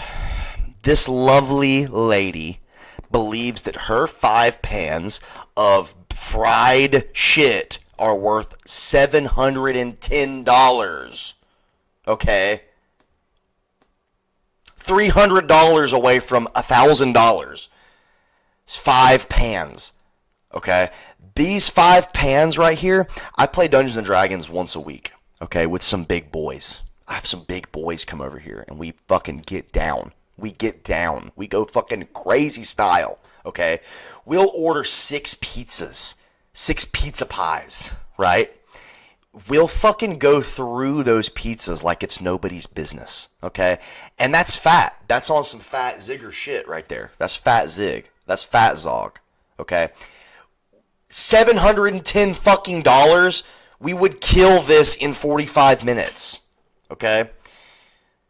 That pizza, $90. $90 for 6 large pies. That's plus a tip, okay? The value, okay? The value is the way the world has conditioned these people to think about themselves. Again, you couldn't write a book about it. It's too much. It's too many words. It's too much explaining. You could only sum it up with 1 or 2 words. 1 word in particular. Like I'm about to say it. Everybody close your ears. I'm about to... Okay. The value that she has placed on this could only come from the mind of something so fiscally evil. Okay? Something so financially irresponsible that there was a whole word created for it. $710, 5 pans of shit slop. 5 pans. 5, the number 5. 7. Take the number 5 and then take the number 710. How many times does 5 go into 710? Okay? A lot. I'm not going to do the math because I'm an ape and I'm one step above this, but yeah. I mean, but hey, kudos to her. She's making more money than me. She probably has people lined up to get this fucking shit. And then the top comment, right? That's definitely $200 worth of fried catfish. $150 worth of chicken. No, the fuck it's not. No, it's not. What is this cope? Where do you live? In LA? What is this cope? That's $200 worth of fried chicken? Are you fucking kidding me? You can, dude, go to the store right now. Get in your fucking car right now and go to Publix. Let's go on the high end. Let's go Publix. Let's go high. Go to Publix and get you a fucking big pack of chicken wings. Okay? Large pack of chicken wings. All right? $30. $30, okay? Let's say buy 2 of them. Buy 2 of them. Buy 2 big packs of chicken wings. That's what that is. That's 2 big packs of chicken wings. That's 2 18-piece chicken wing packs. Okay? That's 36 chicken wings in there. That's maybe 42. Maybe 42 chicken wings in there. You're going to come out of there spending, what? Let's say a 18-pack of chicken wings is $30, right? You come out of there spending $60.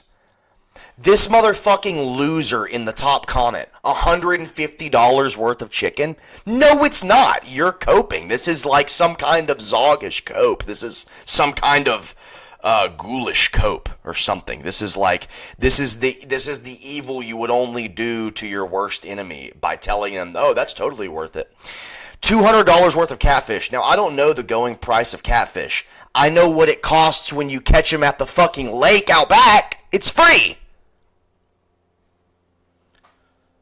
So, right now, we have $60 worth of food.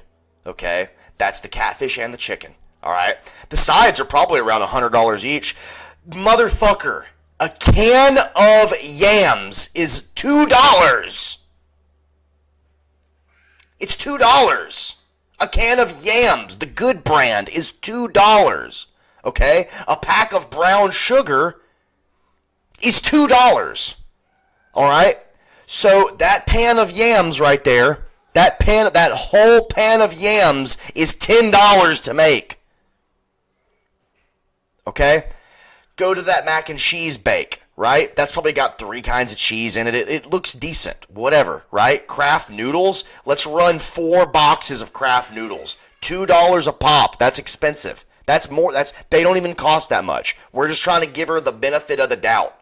Okay? Let's run 4 boxes of mac and cheese, 4 boxes of noodles. All right? That's $8.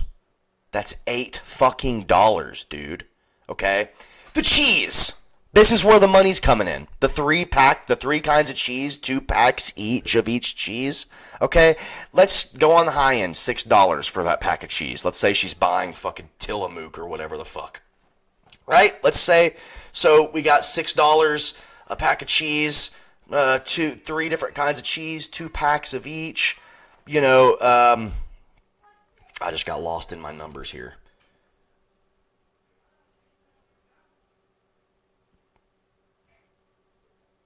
Let's just say, what is that? What would that be? I forgot my numbers that I said. Let's just chop it up. Let's just say it's $30 in cheese. Okay? Let's just say it's $30 in cheese. I fucking six.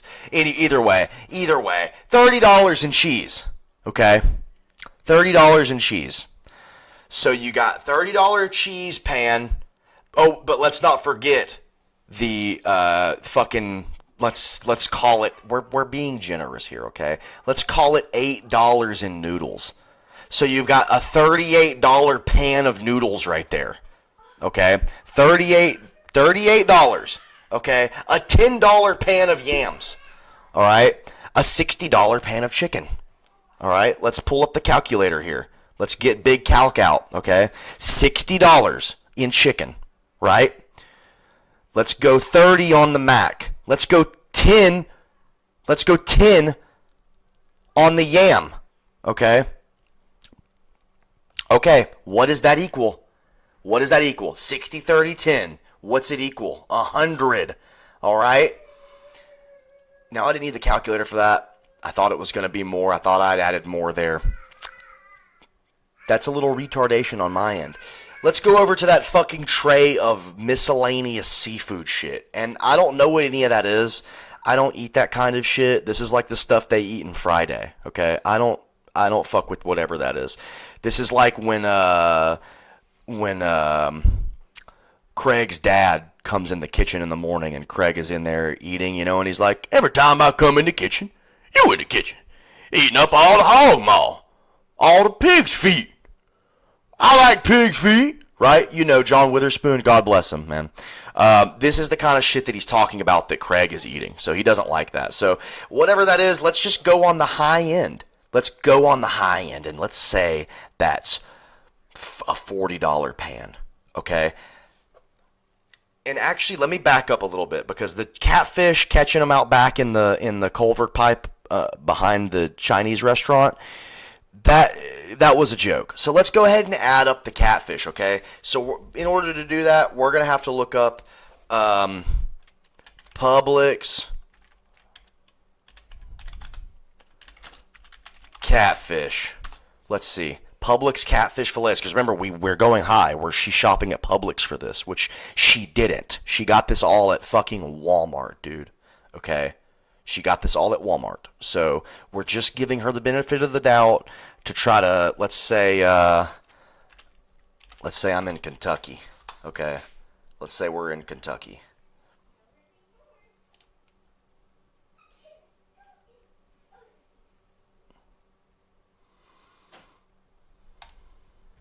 They don't have catfish in Kentucky? Oh, that was Florida. Wait, is that Kentucky? Okay, whatever. Oh my God. Okay. All right. This bitch is caught. We caught this bitch. We caught her so bad, okay? A catfish fillet, a pound, is $10, okay? 2 fillets, 1 pound, all right? 2 fillets, 1 pound, okay? Let's go back over.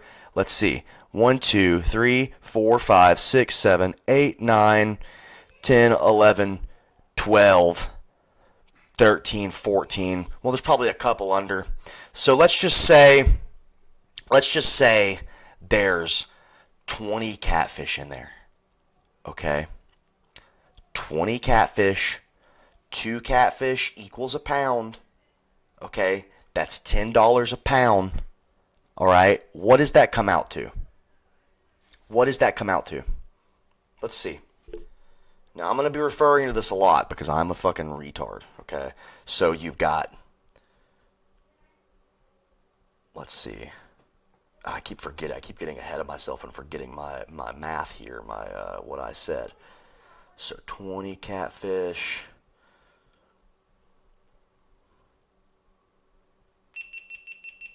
Oh, fuck, my camera went out. Hang on a second. Hang on here. Let me get this back on.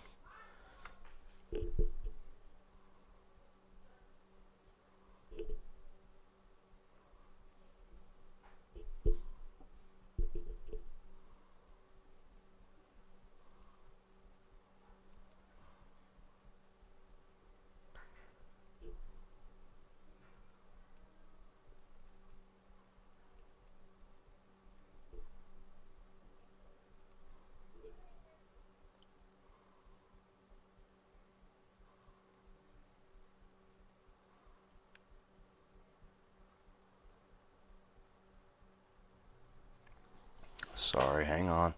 Hang on real quick.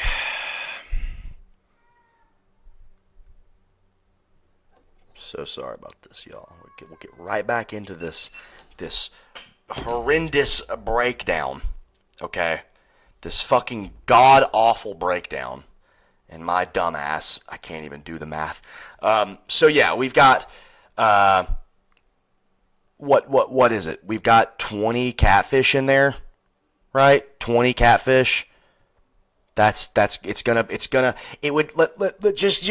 her the benefit of the doubt again. Let's say that's $200. Okay. Let's say that's $200. I don't think it would be. Okay. I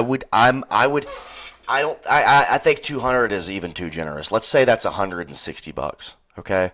$160. All right. 160. So let's go back to calculator. What was the other number? 140 plus 160 would be 300. Okay? $300, and that's generous, okay? Forgive my poor math, okay? Forgive me. $300. $300, right? And as this second comment says, my grandma can do this all for $200 fucking dollars. Okay? $710. Okay, so let's say 300, and let's say cooking this. Now you're gonna cook this for a while, right? This is gonna cook for a minute, okay? And it's gonna be cold when you come pick it up. It's gonna be cold, all right? You're gonna have to reheat all this, and that's why it's there. It's conveniently in the little pan, right? I'm just saying, if you get catered from a barbecue joint, this is coming and it's gonna be hot. I don't know how they fucking do it, right? This is gonna be cold. She has one fucking oven and one microwave. It's gonna be cold. Sorry, y'all. It's going to be cold. So let's just go ahead and put in $200 of labor. Okay? She's not worth $200 of labor. I'm just trying to be generous here. Okay? That's $500. All right? That's $100 a tray. Okay? And like I said, those yams, that's a fucking $10 tray of yams. That's a $10 tray of fucking sweet potatoes. Okay?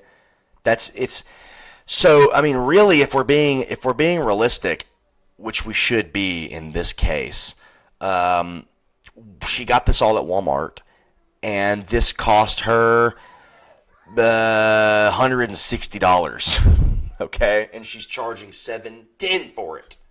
All right, $710. Yeah. So, it is what it is.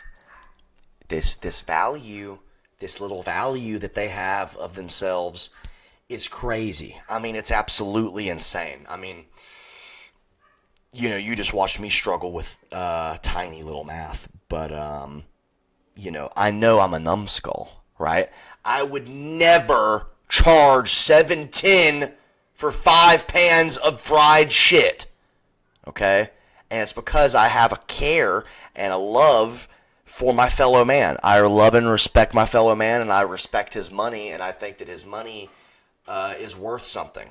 Okay, his time is worth something, right? Just like mine is. I would just never charge $710 for 5 pans. It's an outrageous price, and this all comes back to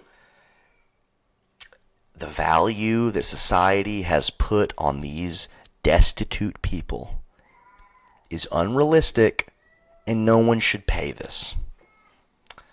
Yeah, I mean, that's the end of my rant on that. It's just, it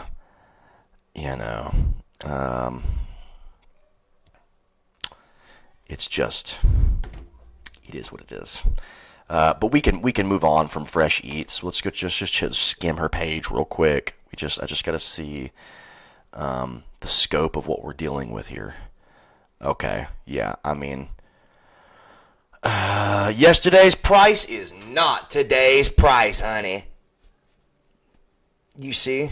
Do you see? Do you see what I'm talking about? Do you see what I'm fucking talking about? I mean, she's getting all this money. She's getting this money, and she's doing what with it? She's in 1847, Missouri banned education for black people. John Barry Meacham, Big Meech. That looks like Yakub's granddad. John Barry Meacham went ahead and equipped a steamboat with a library, desk, chairs, and opened a floating freedom school. Okay, let's go look up John Barry Meacham. Let's go look him up. Let's go look up Floating Freedom School, okay?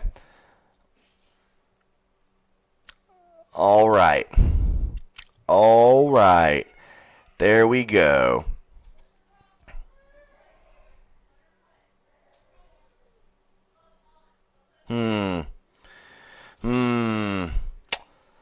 All right. I'll give her that. That's real.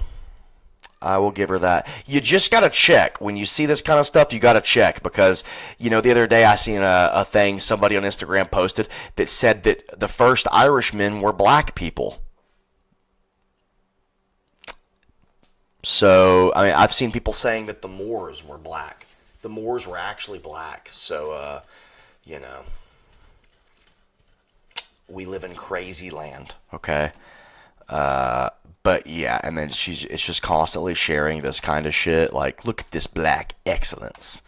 Look at that black excellence right there. That's a black school right there, and it was shut down by the white man because the blacks were getting too smart. They would overtake the white. Yeah. It's like, when you hear about the Black Wall Street shit, these motherfuckers didn't even have a bank. Okay?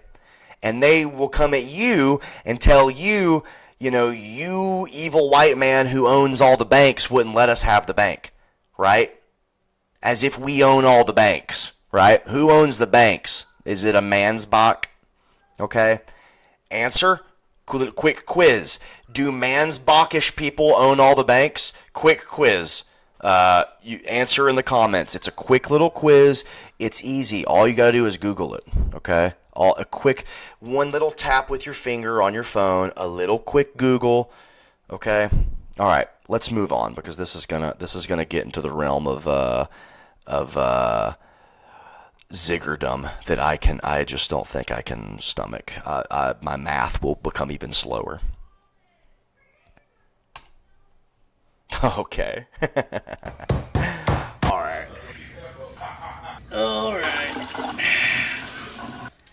Now this is another example of some exquisite cooking. That rice was way too hot. And that's some old potatoes from yesterday. Hit it with some olive oil. Shut that baby up. Hit the plate with the rice. Throw a little bit of goop meat on there. That's goop meat. We call that goop meat. She calls it lamb. We call it goop meat over here. Whenever you see meat that looks like that, we call it goop meat. That's goop goop. That's yummy goopy goop. Slop goop. Okay, girl. Can I get some slop goop, please? Can we have a bite of slop goop? Mama, when you gonna post us up some slop goop? Send me this post. Mama, when you gonna post us up some slop goop? And look, her whole page is fucking slop goop. Okay. Ah, man. But I did anyway. The guilt I felt from it ate me alive. I didn't know how, but I had to tell her. I thought she'd forgive me, but she just couldn't. She left and I sat and cried for 3 months. I didn't know how I could go on. I thought about taking my own life, but I knew you and Noodle needed me. The way you cry for me and the night terrors you'd have. So I found a way to make it through. Your daddy's right here, babies. Now go to sleep. Hush, little baby, don't you cry. Everything's gonna be alright. Son, I know at times things don't always go the way you want them to, but maybe it's just not meant to be. Slow it down, baby boy. Give it a little time. It'll all work out. It may seem hard to believe right now, but I promise everything's gonna be alright. No, he didn't end that like that. I remember back one year when Daddy had no money. We was living on our own down the road from your grandparents' house. I got you and your brother matching clothes for junk price. They were broken. I fixed them for you kids. I'll never forget how happy that made you. I'm going to stop picking on black people because it's frankly insensitive when there are these kind of people running around. And this gets said on the internet a lot, but we don't genuinely claim this guy. We don't. He's not an honorary white, okay? That is the difference right there between the brack and the right, okay? The brack claims any old hoodlum that you put in front of their face, okay? Any old hoodlum that you throw in front of their face, in a George Floyd, what have you, okay? They will claim them and they will die on the hill that this motherfucker was an upstanding citizen in society and that what he contributed was irreplaceable. Therefore, his death was the ultimate tragedy in that it robbed the community from something that was wholesome and good. Okay? Over here, we don't do that. Okay, we see this. You'd have, so I found a way to make it through. Your daddy's right here, babies. Now go. We see this and we get rid of it. We put this in the trash. We put this in the trash compactor. Okay. We put this when the boats come, when in the future, if we ever do this, when the boats finally come to rid our land of the foreign scourge that has invaded, we put him on it. He goes on the boat too. He also goes on the boat. Do you understand? Can you get now that it's not a oh, we just don't like the color of your skin thing. It's what you've always been saying. Remember what you always said? The content of their character? Remember that? Remember civil rights? Remember? You can't judge a person based off the actions of their people, but the content of their character. Okay? So, and there's only a couple groups you can apply that to. Because there's a couple groups that, as a whole, racially, aren't 99% of the time a nuisance. Okay? I know that's a hard pill to swallow. Oh my God. Oh my God, we're all equal. Oh my God. Okay? I know it's a hard pill to swallow. I understand it. It's rough. I get it. It's hard. Okay? But when an overwhelming amount of your people, the majority, produce rotten fruits, okay, then anything that happens around them, judgment-wise, is a product of pattern recognition, okay? I know that is like a hard concept to get, right? I know that it's hard to understand it. Oh, gee golly, Dylan. Don't you understand that they're just oppressed and all this? No, okay? No, we're not doing that anymore. That time is done. That time is over, okay? And you have to recognize that these guys, these kind of guys, they have a choice. They will have a choice when they're at the dock, okay? They'll have a choice. We're not going to give the invading scourge a choice. They have to go. But we'll give them a choice. We'll go, hey, Hammer of God 111.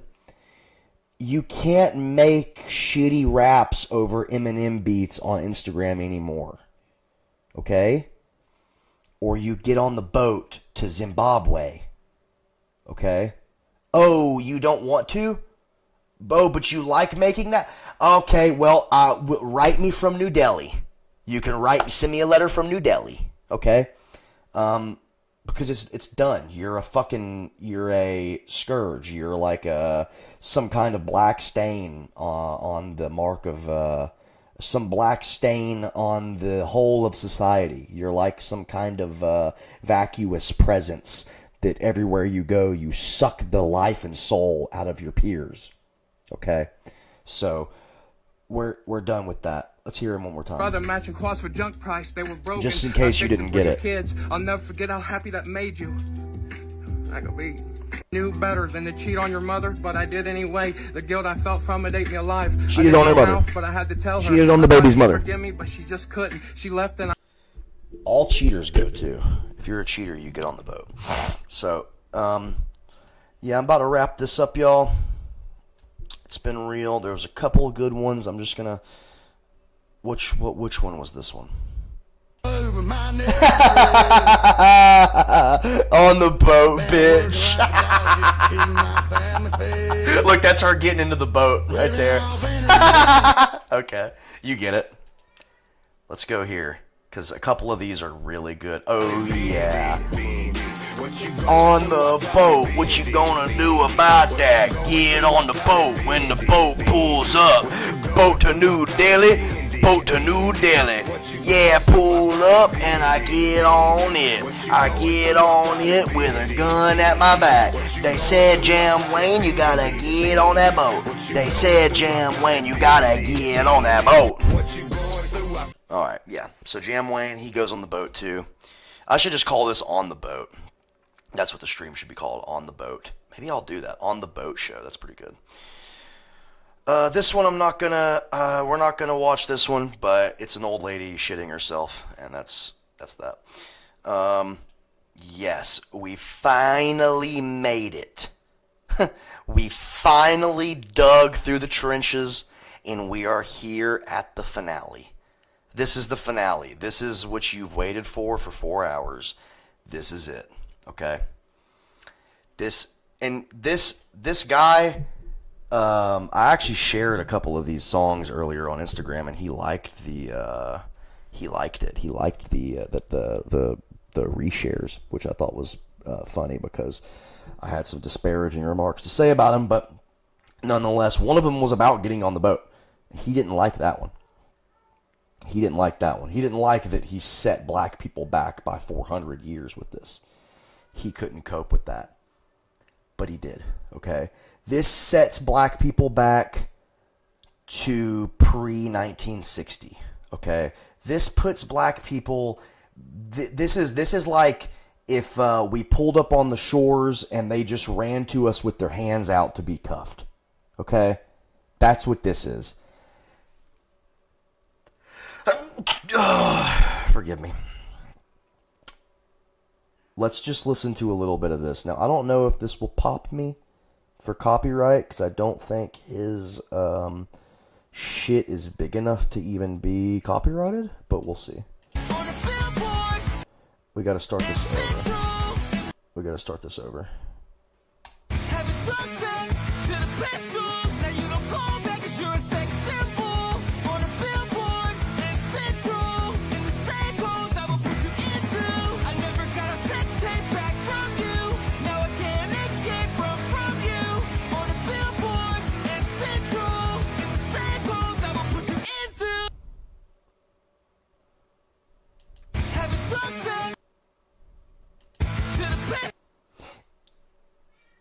I just want to say that these whores dancing behind him, you can pay them to dance behind you, and it's not that much money. I've seen, like, you know that guy on Instagram that's like, lion, tigers, bears, oh my god! That guy, he paid for this to happen to him, right? He made a video with these classy ladies, right? So, when you see this kind of quasi-studio production shit, right, it's not crazy. He's not loaded with money, and he was able to pay all this, you know, you could give these bitches $10 and have them stand behind you for 10 minutes, okay? It's nothing crazy, alright? But that wasn't even the one, but that was good. That was really good. Let's go... No. I want to see the making of. Where's the making of? Okay, I'm just going to have to go back. There we go. Let's get this bigger for you guys so we can be on the same playing field as far as discussed. Okay, so let's... we can make this big as hell next to me. Yes. And all the comments, man, I swear. And, you know, I am, you know, my first instinct when I see this kind of stuff, I am tempted to say, like, oh, man, this is like bots or something like this, right? It's not, okay? That's your first instinct, and that's because you care about people and you have hope in humanity and all that kind of thing. But it's like Aristotle said, okay? And I'm not some Aristotle purist here, okay? Whatever. Philosophy means nothing if you don't believe in Christ. It means nothing, okay? But just to quote somebody smarter than you or I, Aristotle believed in a slave class of people, okay? A spooky slave class. Spooky, hoo. The word slave, hoo. Spooky, okay? And he did not mean that people deserve to be slaves and in shackles, okay? He meant that there is a good bit of people that are willful slaves. They give themselves up. They're what I just said a second ago. When you pull up on their shores with the boat, right? They run to you and they go, please put shackles on me. Please, can you? All night I've been itching for a thumb screw. Can you put a thumb screw on me, please? These comments are those people. This is, banger after banger after banger. Symbol. This is so fire. The song's called Sex Symbol, okay? He's talking about fucking white girls, and she's fucking a slut. He's fucking a slut, and he sees her on a billboard in the same pose that he had her in.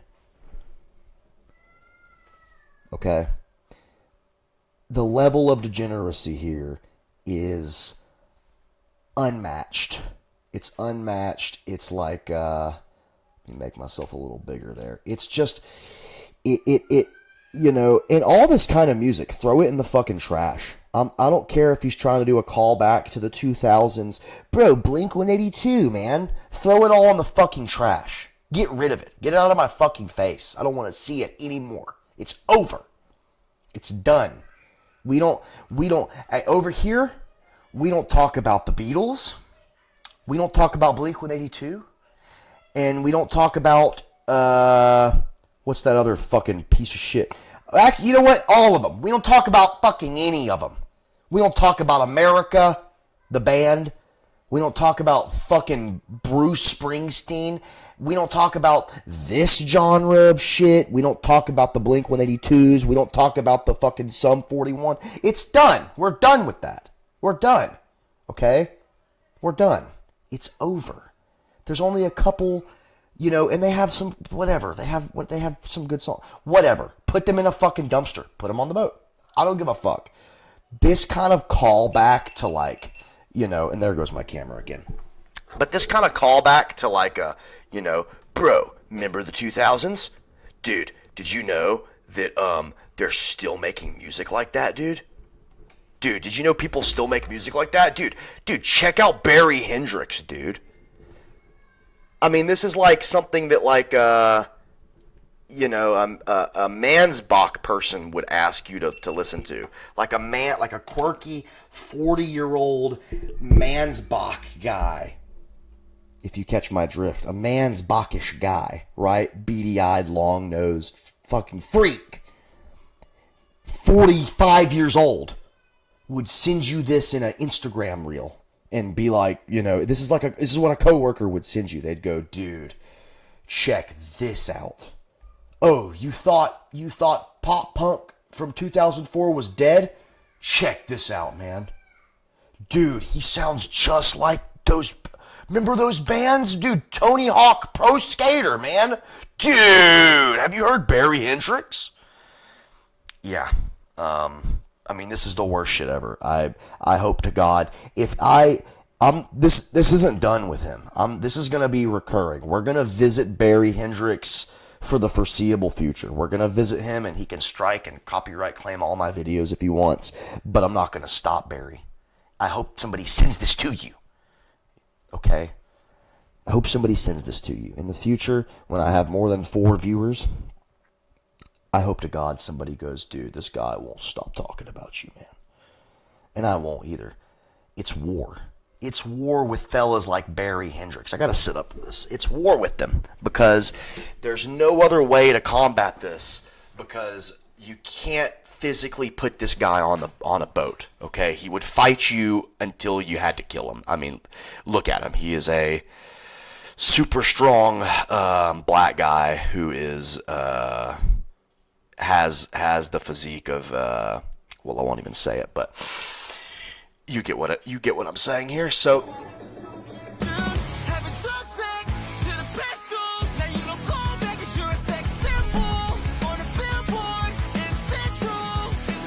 and he's doing this thing every time he says the hook or whatever, like every time it gets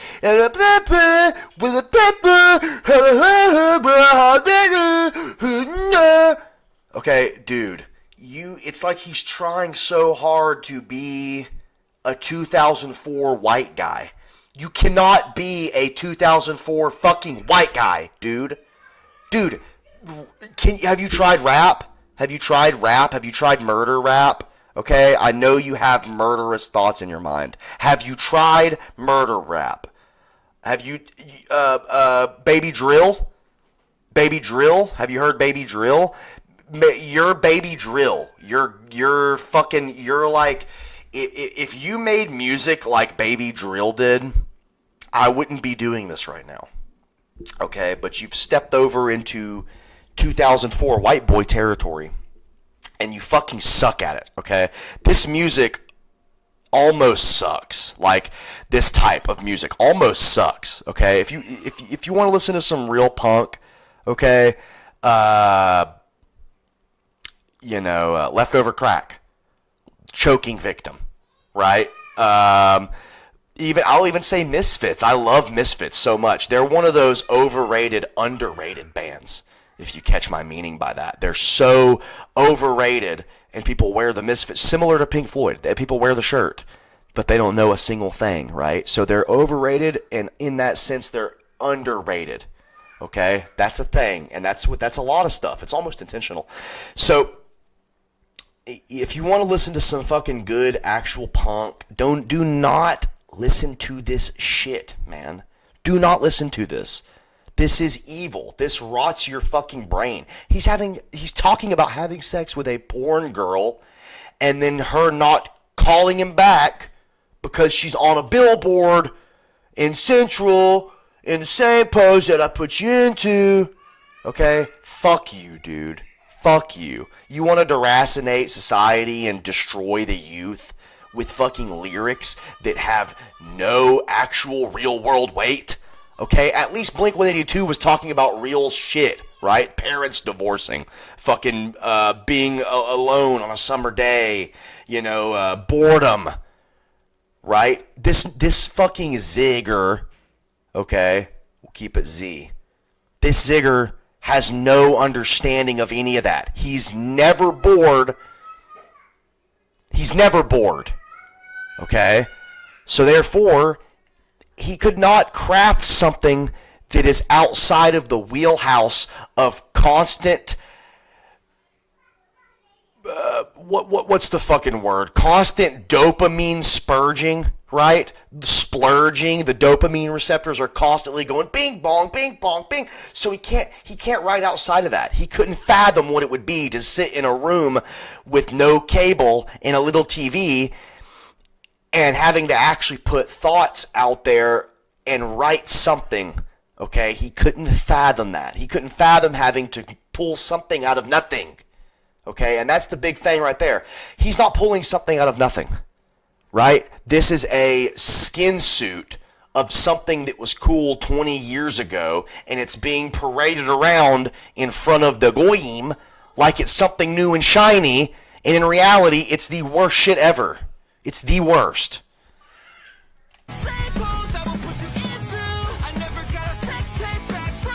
Never got a sex tape back from you. Okay? So it doesn't end. The degeneracy doesn't end. It doesn't stop. He's like, man, I wish you would have fucking sent me our fuck tape. Can you send me our fuck tape? This is like simp behavior. This is like weak beta male simp behavior. Oh, you're covered in muscles, but you're mad that a slut didn't send you a sex tape? You fucking freak. You actual freak. Please get on the boat. Please, can the boats come? Please. Anyway. Cortisol spike. But yeah, I just can't, I can't do it. And, I don't know how we'll ever come back from this.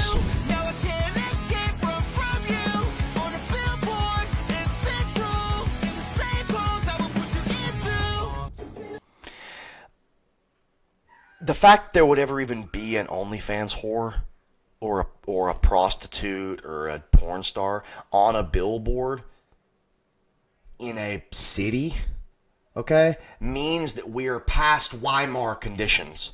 We're past that. We're past it, okay? In fucking Berlin, the mother and daughter prostitutes that you could purchase, they didn't film it. They couldn't film it, right? So that instantly puts us on a level that is far beyond what they went through. Far beyond, okay? Instantly. Okay? They weren't able to market themselves to 300 million people, right? Now they can, and they do. Okay? So do you see where the evil starts to just bubble up, right? The evil, the great evil, okay? It is a great evil, and it's a great societal sin to have this kind of stuff proliferate throughout the youth and then never go unchecked. It is a great evil, and it's a great disservice to you as a parent, if you're a parent, to let your children consume this shit. If you have a child and you see them watching this kind of stuff, take whatever they're watching it on and scatter it to the sea. Okay? This is unforgivable. All right? This guy should be made to walk through a city with food getting thrown at him and being whipped as a grand humiliation ritual for this kind of product that he's putting out. And, you know, we call it what it is. I mean, there's other things we could say. We're not going to say it. We don't have the time nor the platform to say it on. But in the future, when I have my own website and I stream on somewhere that lets me talk how I want and pays me, I'll give my full opinion, okay? Which is it's just the inner thoughts of any working class person out there. Anybody that's ever worked a day in their life knows what I am cautious to say. But I'll say just for now, just because we're wrapping it up here, this is terrible. You cannot consume this, and if you do, you are a peak slop goyim. You're a goyim. You're what they talk about in the fucking emails. You're the goyim. You're the cattle. Right? So, yeah. But it's been great, y'all. I love you so much, and thank you so much for watching and sticking with it for 4 hours and 24 minutes. So God bless you, and I'll see you in a week, or if I can get some time throughout, the next few days, we'll see you then. Thanks again.